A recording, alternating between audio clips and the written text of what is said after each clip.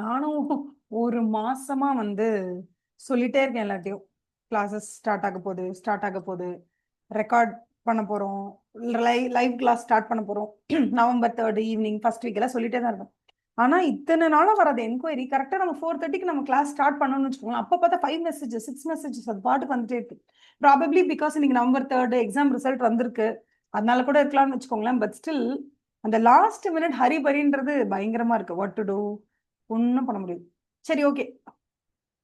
நீங்க பாருங்க, ஃபர்ஸ்ட் எடுத்தோடனே ஆடிட்டோட மீனிங் சொல்லிட்டாங்க. என்ன சொல்லிருக்காங்க? Audit is an independent examination of financial information of an entity whether profit oriented or not, irrespective of size. அது எவ்வளவு பெரிய கம்பெனியா இருந்தாலும் சரி, இல்ல குட்டி கம்பெனியா இருந்தாலும் சரி, அது ஒரு லீகல் ஃபார்ம் எப்படினாலும் ஓகே, ஒரு பார்ட்னர்ஷிப் ஃபார்மா இருந்தாலும் சரி, இல்ல ஒரு கவர்மெண்ட் கம்பெனியா இருந்தாலும் எப்படினாலுமே எக்ஸாமினேஷன் எப்படி நம்ம கண்டக்ட் பண்ணுவோம் அப்படின்னா, அதாவது அந்த ஃபினான்ஷியல் இன்ஃபர்மேஷன் எப்படி நம்ம எக்ஸாமின் பண்ணோம் அப்படின்னா, ஒப்பீனியன் கொடுக்குற பெர்ஸ்பெக்டிவ்ல தான் இதை கண்டக்ட் பண்ணுவோம். இதை வந்து கொஞ்சம் என்ன பண்றாங்கன்னா எக்ஸ்பிளைன் பண்ணி சொல்றாங்க. ஃபர்ஸ்ட், ஆடிட் அப்படிங்கிறது இண்டிபெண்டன்ட் எக்ஸாமினேஷன். ஆமா, இண்டிபெண்டன்ட் எக்ஸாமினேஷன் தான். Of what? Of the financial information. Independence என்னன்னு பாருங்களேன். It is saying that it implies that the judgement of a person should not be subordinate to the wishes or directions of another person. வேற யாராவது ஒருத்தர் நம்மை ஆட்டி படைக்க கூடாது. அப்படி இருந்தா நம்ம இண்டிபெண்டா இல்லைன்னு அர்த்தம். இண்டிபெண்டன்ஸ் அப்படிங்கிறது we should not be under the wishes or subordinate directions of somebody else who has appointed us or ஏதோ ஒரு வகையில. ஒண்ணுமே இல்லை, இப்ப நம்மளோட ஃப்ரெண்டோட கம்பெனி, நம்ம ஃப்ரெண்டு கம்பெனி நம்ம போயிருக்கோம், அங்க ஏகப்பட்ட மிஸ்டேட்மெண்ட்ஸ் பாக்குறோம்.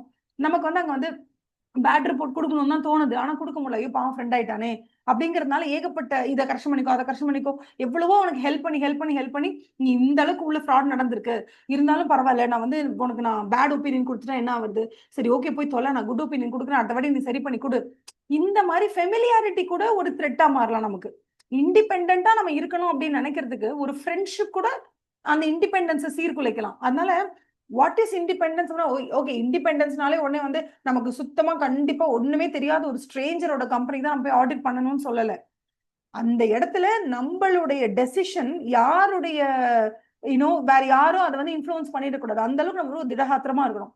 So that is very important for இண்டிபெண்டா ஒரு ஆடிட்டர் இருக்கணும்ன்றது. So the independent examination should be there.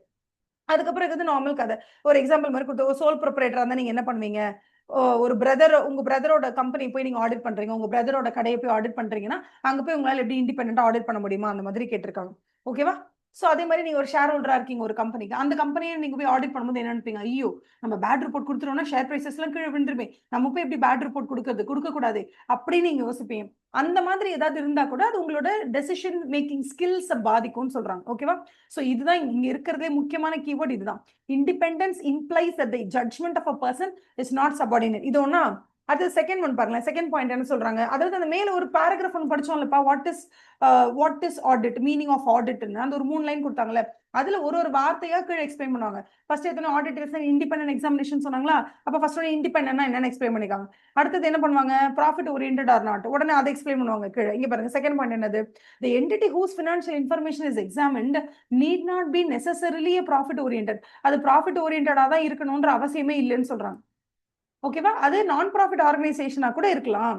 Because அது ஸ்மால் சைஸா, மீடியம் சைஸா, லார்ஜ் சைஸானோ கவலை கிடையாது நமக்கு. அது ப்ராஃபிட் ஓரியன்டா, நான் ப்ராஃபிட் ஓரியன்டா அப்படின்றதுலயும் கவலை கிடையாது. நம்மளோட கவலை எல்லாமே என்னன்னா, அவங்களோட பினான்சியல் ஸ்டேட்மெண்ட்ஸை நம்ம ஆடிட் பண்ணி அதுக்கு ஒரு ஒப்பீனியன் கொடுக்க போறோம். பேசிக்கா இதை மட்டும் ஞாபகம் வச்சுக்கோங்க. கொஞ்சம் கொஞ்சமா நான் கீவேர்ட்ஸ் ஆட் பண்ணிட்டே வருவேன் இதுல.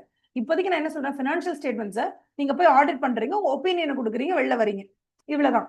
So irrespective of its size, irrespective of its legal form, irrespective of whether அது ப்ராஃபிட் ஓரியன்டட், நான் ப்ராஃபிட் ஓரியன்டட், எதை பத்தியும் கவலைப்படாதீங்கன்னு நம்ம சொல்றோம். ஓகே, எல்லாம் இங்க கொடுத்துருக்காங்க. whether it's a propriety firm, partnership, LLP, private, public, government company, society, trust, cooperative society, அதெல்லாம் எதுவுமே பிரச்சனை இல்லை, நீங்க ஆடிட் பண்ண போறீங்க, அவ்வளவுதான். அடுத்தது பர்பஸ் ஆஃப் ஆடிட் என்ன? இந்த என்டையர் ஆடிட் இவ்வளவு தூரம் சூப்பரா பண்றீங்களே, இதனுடைய பர்பஸ் என்ன அப்படின்னு கேக்குறாங்க. the purpose of audit அப்படிங்கிறது is to express an opinion on the financial statements. என்னவா? it is to express an opinion on the financial statements. இதை மட்டும் நான் வந்து உங்களுக்கு கொஞ்சம் விலாவரியா சொல்லணும்னு எனக்கு ரொம்ப ஆசையா இருக்கு. என்னன்னா, ஒப்பீனியன் சொல்றதுன்னு சொல்லிட்டே இருக்காங்களே, இது என்ன மேடம் ஒப்பீனியன்? ஒப்பீனியன்னா என்ன அப்படின்னு கேக்குறாங்க. அதாவது உங்ககிட்ட வந்து ஒரு பினான்சியல் இன்ஃபர்மேஷனை கொடுத்துருவாங்க. அது கம்ப்ளீட் செட் ஆஃப் ஃபினான்ஷியல் ஸ்டேட்மெண்ட்ஸா இருக்கலாம், ஜிபிஎஃப்எஸ்ஸா இருக்கலாம், that is general purpose financial ஸ்டேட்மெண்ட்ஸா இருக்கலாம், இல்ல ஸ்பெஷல் பர்பஸ் ஃபினான்ஷியல் ஸ்டேட்மெண்ட்ஸா, ஏதாவது ஒன்று இருக்கட்டும். ஆனா இதுல உங்ககிட்ட வந்து ஃபினான்ஷியல் இன்ஃபர்மேஷன் ஒன்று கொடுத்துருவாங்கப்பா. இதை கொடுத்துட்டு அவங்க என்ன கேட்பாங்கன்னா, இந்த ஃபினான்ஷியல் இன்ஃபர்மேஷன், இந்த கம்பெனி இந்த 365 நாள் உண்மையாவே அந்த இடத்துல என்ன நடந்துச்சோ, உண்மையாவே 365 நாள் நடந்த டிரான்சாக்ஷன்ஸ் அண்ட் ஈவென்ட்ஸ்னுடைய பதில் ப்ராஃபிட் ஆக இருந்தா இந்த ஃபினான்ஷியல் இன்ஃபர்மேஷன் ப்ராஃபிட்னு காமிக்கணும். உண்மையாவே அந்த 365 நாள் அவங்களோட transactions and events of the கம்பெனியினுடைய பதில் லாஸ் ஆக இருந்தா இங்க லாஸ்ன்னு காமிக்கணும். அப்ப உள்ளது உள்ளபடி கரெக்டா அந்த இடத்துல லாஸ்ட் 365 டேஸ் என்ன நடந்துச்சோ அந்த உண்மை நிலவரம் எக்ஸாக்டா அப்படியே இந்த பினான்சியல் இன்ஃபர்மேஷன்ல பிரதிபலிச்சால், ரிஃப்ளெக்ட் ஆனா நீங்க என்ன கொடுக்கணும்? நீங்க கொடுக்க வேண்டிய ஒப்பீனியன் வந்து குட் ஒப்பீனியன். என்ன ஒப்பீனியன்? Good opinion. இப்போதைக்கு நான் வந்து டெக்னிக்கல் டேர்ம்ஸ் எல்லாம் யூஸ் பண்ணல, சிம்பிளா புரிய வைக்க ட்ரை பண்றேன். புரிய ஆரம்பிச்சதுக்கு அப்புறம் நான் டெக்னிக்கல் வேர்ட்ஸை கொஞ்சம் கொஞ்சமா இன்ட்ரோடியூஸ் பண்ணுவேன். அப்ப பினான்சியல் இன்ஃபர்மேஷன் இருக்கு. இந்த பினான்சியல் இன்ஃபர்மேஷன் ஆடிட்டராகி நீங்க ஆடிட் பண்ண போறீங்க. ஆடிட் பண்ணிட்டு எப்ப நீங்க குட் ஒப்பீனியனை கொடுப்பீங்கன்னா, அந்த பினான்சியல் இன்ஃபர்மேஷன், அதாவது இப்போதைக்கு நம்ம என்ன சொல்லிக்கலாம் காமனா நமக்கு அண்டர்ஸ்டாண்டிங்க்கு, அந்த பினான்சியல் ஸ்டேட்மெண்ட்ஸ் உண்மை நிலவரத்தை அங்க கரெக்டா ரிஃப்ளெக்ட் பண்ணா நீங்க என்ன பண்ணணும்? குட் ஒப்பீனியன் கொடுக்கணும். அங்க கரெக்டா ரிஃப்ளெக்ட் பண்ணலைன்னா நீங்க பேட் ஒப்பீனியன் கொடுக்க போறீங்க. புரியுதா? இப்ப இந்த அண்டர்ஸ்டாண்டிங் வச்சு நான் உங்களுக்கு ஒரு கேள்வி கேட்க போறேன், நீங்க எனக்கு பதில் சொல்ல போறீங்க. ஒரு கம்பெனிக்குள்ள நீங்க போயிருக்கீங்க. இந்த கம்பெனி ஸ்டார்ட் அப் கம்பெனி. இந்த கம்பெனியோட பினான்சியல் ஸ்டேட்மெண்ட்ஸ்ல ப்ராஃபிட்டே இல்லை. ஏன்னா இது ஸ்டார்ட் அப் கம்பெனின்றதுனால செலவுக்கு தான் ரொம்ப அதிகமாயிட்டே இருக்கு, ப்ராஃபிட்டே வரல. முதல் வருஷம் ஃபுல்லா லாஸ் தான். பெஸ்ட் எக்ஸாம்பிள் மாமா அர்த்னு ஒரு ப்ராடக்ட்லாம் வந்து லான்ச் பண்ணாங்க. அந்த மாமா அர்த் ப்ராடக்டோட ஃபினான்ஷியல் ஸ்டேட்மெண்ட்ஸ் எல்லாம் நீங்க எடுத்து பாத்தீங்க அப்படின்னு சொன்னா ஏர்லி இயர்ஸ்ல, அதாவது ஆரம்பிச்சு ஃபர்ஸ்ட் ஃபியூ இயர்ஸ்ல ஃபுல்லாவே லாஸ் தான். ஏன்னா அங்க ப்ராஃபிட் வர வாய்ப்பே இல்லை. ஏன்னா அவங்க எக்ஸ்பேண்ட் பண்ணிட்டே இருக்காங்க, இன்ஃப்ராஸ்ட்ரக்சர் டெவலப் பண்ணிட்டே இருக்காங்க, செலவு அதிகமாகுது, இன்னும் ப்ராப்பரா மார்க்கெட் அப்ப வந்து ரீச் ஆகல மாமா அர்த்துக்கலாம். இது வந்து எல்லா ஸ்டார்ட் அப்புக்கும் இதே நிலைமை தான். ஓகே, ஸ்விக்கி ஜொமேட்டோ கூட எடுத்து பாருங்களேன், இனிஷியல் பீரியட்ல நிறைய லாசஸ் தான் இருக்கும். அப்ப ஒரு லாஸ் மேக்கிங் கம்பெனி இருக்காங்க அப்படின்னு சொன்னா, இந்த லாஸ் மேக்கிங் கம்பெனி அவங்களோட புக்ஸ் ஆஃப் அக்கவுண்ட்ஸை ரெடி பண்ணும் பொழுது அவங்களோட புக்ஸ் ஆஃப் அக்கவுண்ட்ஸ்ல, அதாவது அவங்களோட பினான்சியல் ஸ்டேட்மெண்ட்ஸ்ல லாசஸ் அப்படிங்கறத காமிச்சிருக்காங்க. புரியுதா? லாசஸ் காமிச்சிருக்காங்க. இப்போ ஒரு ஆடிட்டர் ஆகிய நீங்க அவங்களோட புக்ஸ் ஆஃப் அக்கவுண்ட்ஸ், அவங்களோட பினான்சியல் ஸ்டேட்மெண்ட்ஸை ஆடிட் பண்றீங்கன்னா என்ன ஒப்பீனியன் கொடுப்பீங்க? இதான் கேள்வி. என்ன ஒப்பீனியன் கொடுப்பீங்க? OPINION. என்ன ஒப்பீனியன் கொடுப்பீங்க? குட் ஒப்பீனியன் கொடுப்பீங்களா இல்ல பேட் ஒப்பீனியன் கொடுப்பீங்களா? எனக்கு யாரும் பதில் சொல்ல வேண்டாம், நீங்களே மைண்ட்ல நினைச்சுக்கோங்க. குட் ஒப்பீனியன் கொடுப்பீங்களா இல்ல பேட் ஒப்பீனியன் கொடுப்பீங்களா? ஏன்னா இப்ப நீங்க தான் ஆடிட்டர் ஆக போறீங்க. அதனால நீங்க போறீங்க, உங்ககிட்ட மாமா அதோட books of accounts, financial statements எல்லாம் கையில கொடுத்துருக்காங்க. கம்ப்ளீட்டா ஒரு லாஸ் மேக்கிங் கம்பெனி.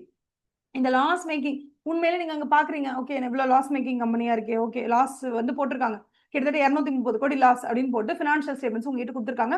நீங்க எல்லாம் செக் பண்றீங்க. குட் ஒப்பீனியன் கொடுப்பீங்களா பேட் ஒப்பீனியன் கொடுப்பீங்க? இப்போ யாரெல்லாம் வந்து குட் ஒப்பீனியன் தான் நான் கொடுப்பேன் அப்படின்னு நீங்க சொல்றீங்களோ அவங்களுடைய தாட் ப்ராசஸ் எல்லாம் கரெக்டா இருக்கு.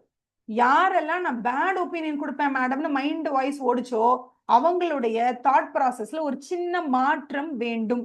என்ன நான் சொல்லிடுறேன், 99% நம்ம எல்லாருமே என்ன நினைப்போம்னா, ஐயா இதென்ன லாஸ் மேக்கிங் கம்பெனி, இதுக்கு பேட் ரிப்போர்ட் தான் கொடுக்கணும் அப்படின்னு நீங்க நினைச்சுப்பீங்க. இப்ப நான் உங்ககிட்ட சொல்ல போறது சாகுற வரைக்கும் நீங்க மறக்கக்கூடாது.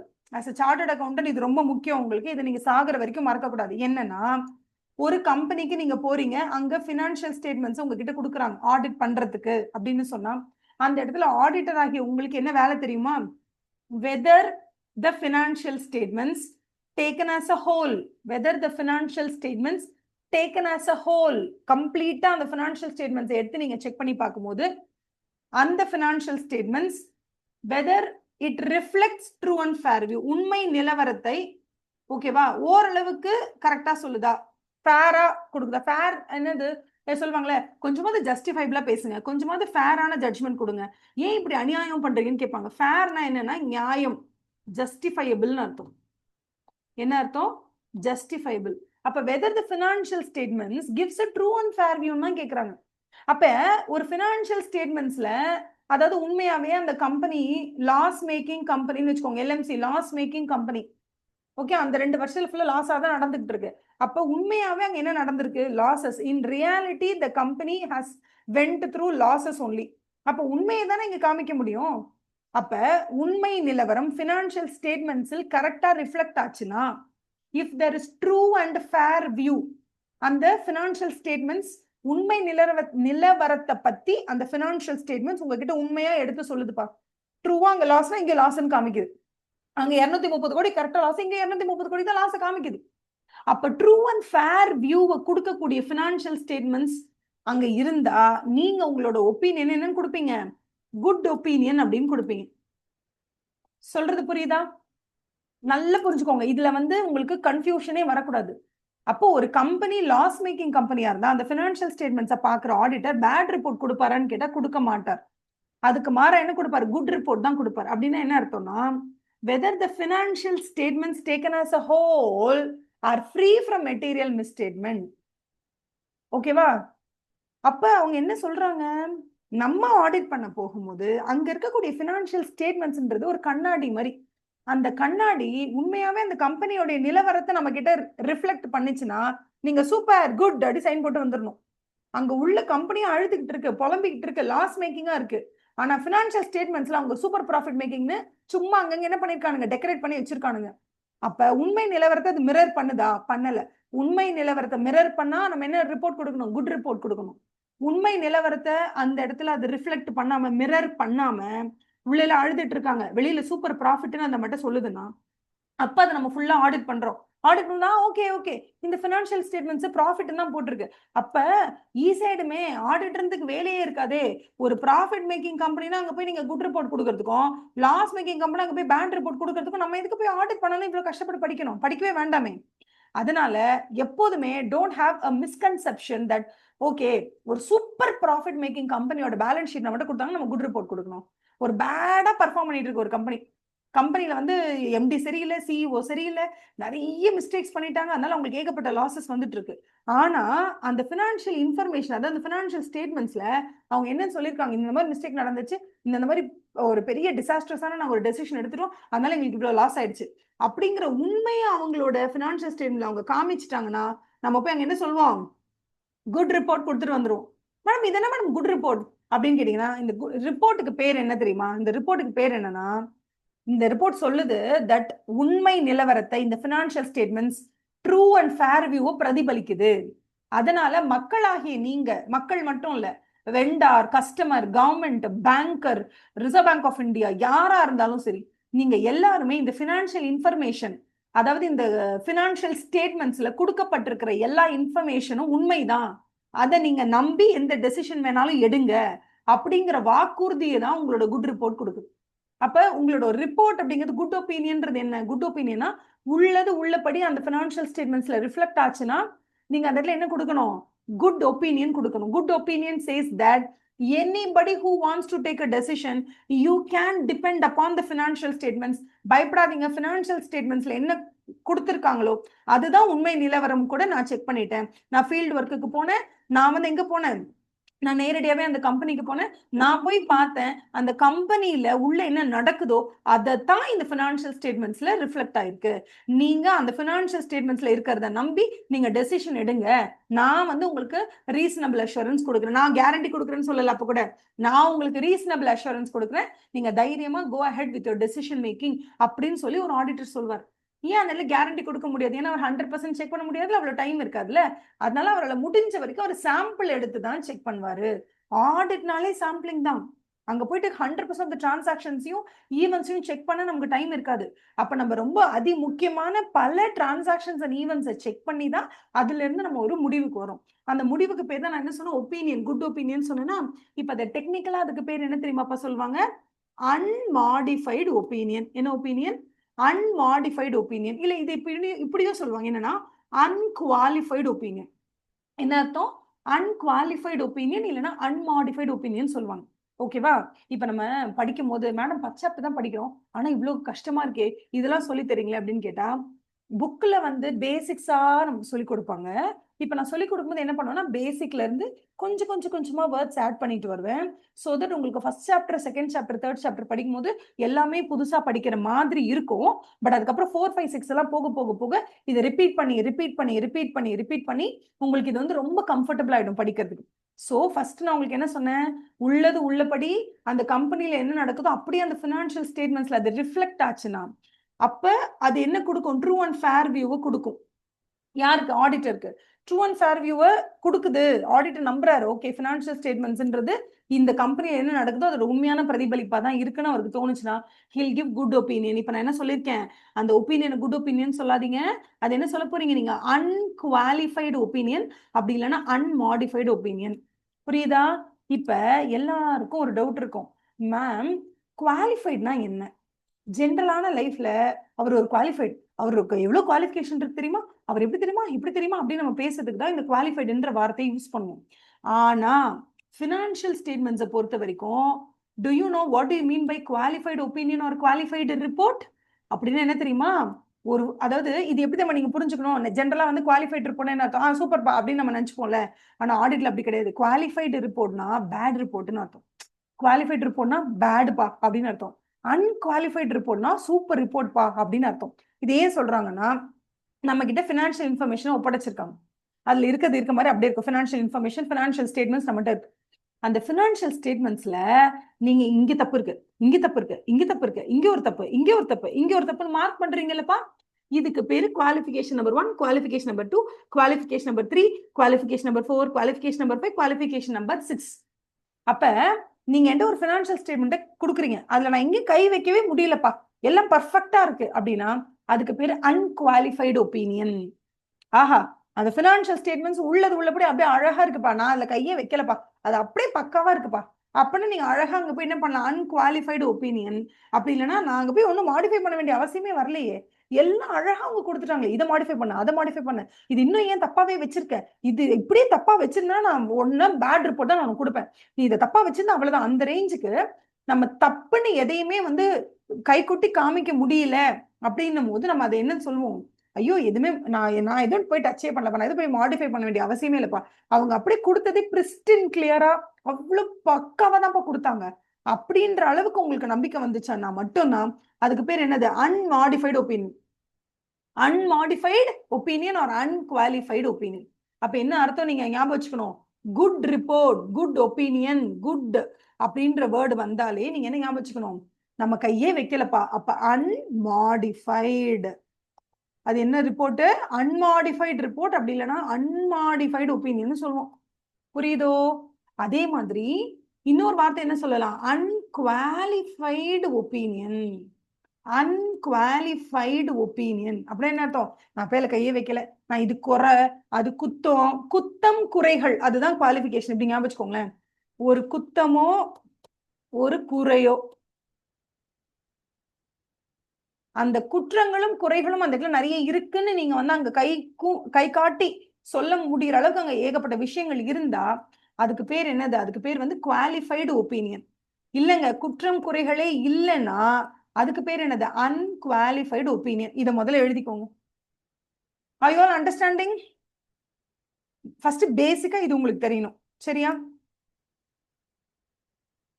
அதுக்கப்புறம் இதுவும் வந்து இன்னொரு பைபிள் வேர்ஸ் மாதிரி. Preparation and presentation of financial ஸ்டேட்மெண்ட்ஸ்ன்றது ஒரு மேனேஜ்மெண்டோட ரெஸ்பான்சிபிலிட்டி, அதுல மாற்று கருத்தே இருக்கக்கூடாது. Preparation and presentation of financial ஸ்டேட்மெண்ட்ஸ்ன்றது யாரோட பொறுப்பு, மேனேஜ்மெண்டோட பொறுப்பு. மேனேஜ்மெண்ட்டுங்கிறது யாரு, நீங்க யார் ஆடிட் பண்ண போறீங்களோ அந்த ஆடிட் பண்ணக்கூடிய அந்த என்டிட்டி நான் சொன்னேன்ல, அந்த என்டிட்டியோட நிர்வாகத்தை யாரு பாத்துக்கிறாங்களோ அவங்க பேர் வந்து மேனேஜ்மெண்ட். போர்ட் ஆஃப் டைரக்டர்ஸ், அங்க ஒர்க் பண்றவங்க எல்லாருமே மேனேஜ்மெண்ட் தான், சரியா? Preparation and presentation of financial statements is the entire responsibility of management. இது முடிஞ்சா ஸ்டார் போட்டு மார்க் பண்ணி வச்சுக்கோங்க. அப்ப ஆடிட்டரோட பொறுப்பு என்னங்க அப்படி கேட்பாங்க.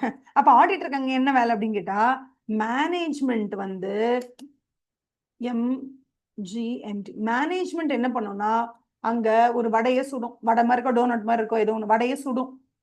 ஆடிட்டர் என்ன பண்ணுவாருன்னா அந்த இடத்துல அந்த வடையை சாப்பிட்டு பார்த்துட்டு நல்லா இருக்கா நல்லா இல்லையான்னு சொல்லுவார். ஓகேவா? அப்ப வடை சுடுறது யாருன்னா மேனேஜ்மெண்ட். வடைய சாப்பிட்டு பார்த்து ஒப்பீனியன் கொடுக்கறது யார் அப்படின்னு கேட்டா ஆடிட்டர். புரியுதா? சோ வடைக்கு பேர் என்னது? Subject matter. Okay, subject matter. இந்த இடத்துல சப்ஜெக்ட் மேட்டர் என்னது? அந்த டோனட்டோ அந்த வடையோ தான். அதை ரெடி பண்றது preparation and presentation of financial statements as per the Ind AS or as per Companies Act provisions, as per so and so framework. யாரோட பொறுப்பு? முழுக்க முழுக்க இந்த அக்கௌண்டிங் பாலிசி கரெக்டா, இந்த அக்கௌண்டிங் எஸ்டிமேட் நம்ம போடலாமா, AS2 இன்வென்டரி இந்த ப்ராப்ளம் வருமா, அதுவா இதுவான்னு எல்லாத்தையும் டிஸ்கஸ் பண்ணி ப்ராப்பரா டெபிட் கிரெடிட் பார்த்து எல்லா டிரான்சாக்ஷன்ஸையும் ரெக்கார்ட் பண்ணி அதை புக்ஸ் ஆஃப் அக்கௌண்ட்ஸ் ரெடி பண்ணி ட்ரையல் பேலன்ஸ்க்கு கொண்டு வந்து பேலன்ஸ் ஷீட் P&L வரைக்கும் கம்ப்ளீட்டா ப்ரிப்பேர் பண்ண வேண்டிய பொறுப்பு மேனேஜ்மெண்டோட. உண்மை நிலவரத்தை மேனேஜ்மெண்ட் அவங்களோட பினான்சியல் ஸ்டேட்மெண்ட்ஸ்ல கொண்டு வந்திருக்காங்களா, ரிஃப்ளெக்ட் பண்ணிருக்காங்களான்னு செக் பண்றது ஆடிட்டர்.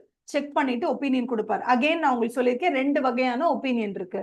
ஒன்னு அன்மாடிஃபைடு ஒப்பீனியன், இன்னொன்னு என்ன ஒப்பீனியன்? Modified opinion. அப்படி இல்லைன்னா இது என்ன சொல்லுவாங்க? Unqualified opinion. இதுக்கு பேரு குவாலிஃபைடு ஒப்பீனியன். புரியுதா?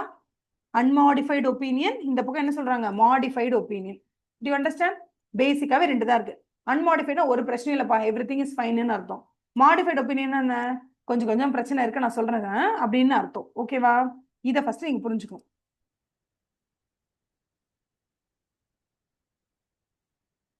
பாத்துட்டீங்களா? நெக்ஸ்ட் போலாமா? இதுல ஆடிட்டர் என்னென்னலாம் பண்ணணும், ஆடிட்டருடைய சின்ன சின்ன பொறுப்புகள் என்ன அப்படின்னு கேக்குறாங்க. இது வந்து இம்பார்ட்டண்டா 4 மார்க்ஸ்ல வரும். ஸோ அதனால இந்த இதை மட்டும் மார்க் பண்ணிக்கோங்க. In doing so the auditor has to C, இந்த எஃப்எஸ் வந்து எப்படி இருக்கணும்? மிஸ்லீடிங்கா இருக்கக்கூடாது. Should not mislead anybody. இந்த ஃபினான்ஷியல் ஸ்டேட்மெண்ட்ஸை வந்து ப்ரிப்பேர் பண்றாங்க இல்லையா அந்த மேனேஜ்மெண்ட், அதை நான் ஒருத்தர் பார்த்து டெசிஷன் எடுக்கிறாங்கன்னா, அவங்க கொடுத்துருக்கிற அந்த ஃபினான்ஷியல் ஸ்டேட்மெண்ட்டை பார்த்து நம்ம ஒரு டெசிஷன் எடுக்கிறோம்னா, அந்த ஃபினான்ஷியல் ஸ்டேட்மெண்ட்டை நம்மள மிஸ்லீட் பண்ணக்கூடாது. அதாவது நம்மள வந்து உண்மை நிலவரத்தை உள்ளது உள்ளபடி உண்மையா நம்ம கிட்ட கரெக்டா அதோட இன்டென்சிட்டி குறையாம நம்ம கிட்ட கரெக்டா அது கடத்திடும். அது கரெக்டா நம்மகிட்ட அந்த விஷயத்தை தெரியப்படுத்தணும். அதை விட்டுட்டு நம்மள என்ன பண்ணக்கூடாது? அது நம்மள வந்து மிஸ்லீட் பண்ணக்கூடாது. ஸோ மிஸ்லீடிங்கா இருக்கவே கூடாது ஒரு ஃபினான்ஷியல் ஸ்டேட்மெண்ட் அப்படின்னு சொல்றது. ஸோ ஃபர்ஸ்ட் நம்ம என்ன பண்ணலாம்னா, அந்த ஃபர்ஸ்ட் சாப்டருடைய ஓவரால் வியூ பார்க்கலாம். ஓகேவா? நாளைக்கு நம்ம மறுபடியும் கிளாஸ்ல உட்காரும் போது நான் வந்து உங்களுக்கு என்ன பண்ணுவேன்னா, எதெல்லாம் கொஸ்டின் பேப்பருக்கு ரொம்ப இம்பார்ட்டன்ட், மெயின் எக்ஸாம் ஓரியன்டா நம்ம எதெல்லாம் ப்ரிப்பேர் பண்ணணும்ன்றத சொல்றேன். ஸோ இப்போதைக்கு இந்த இந்த பேராகிராஃபை கொஞ்சம் விடுங்க. அடுத்தது I'll talk to you about audit versus other subjects. Of course audit versus other subjects நமக்கு தெரியணும்ல.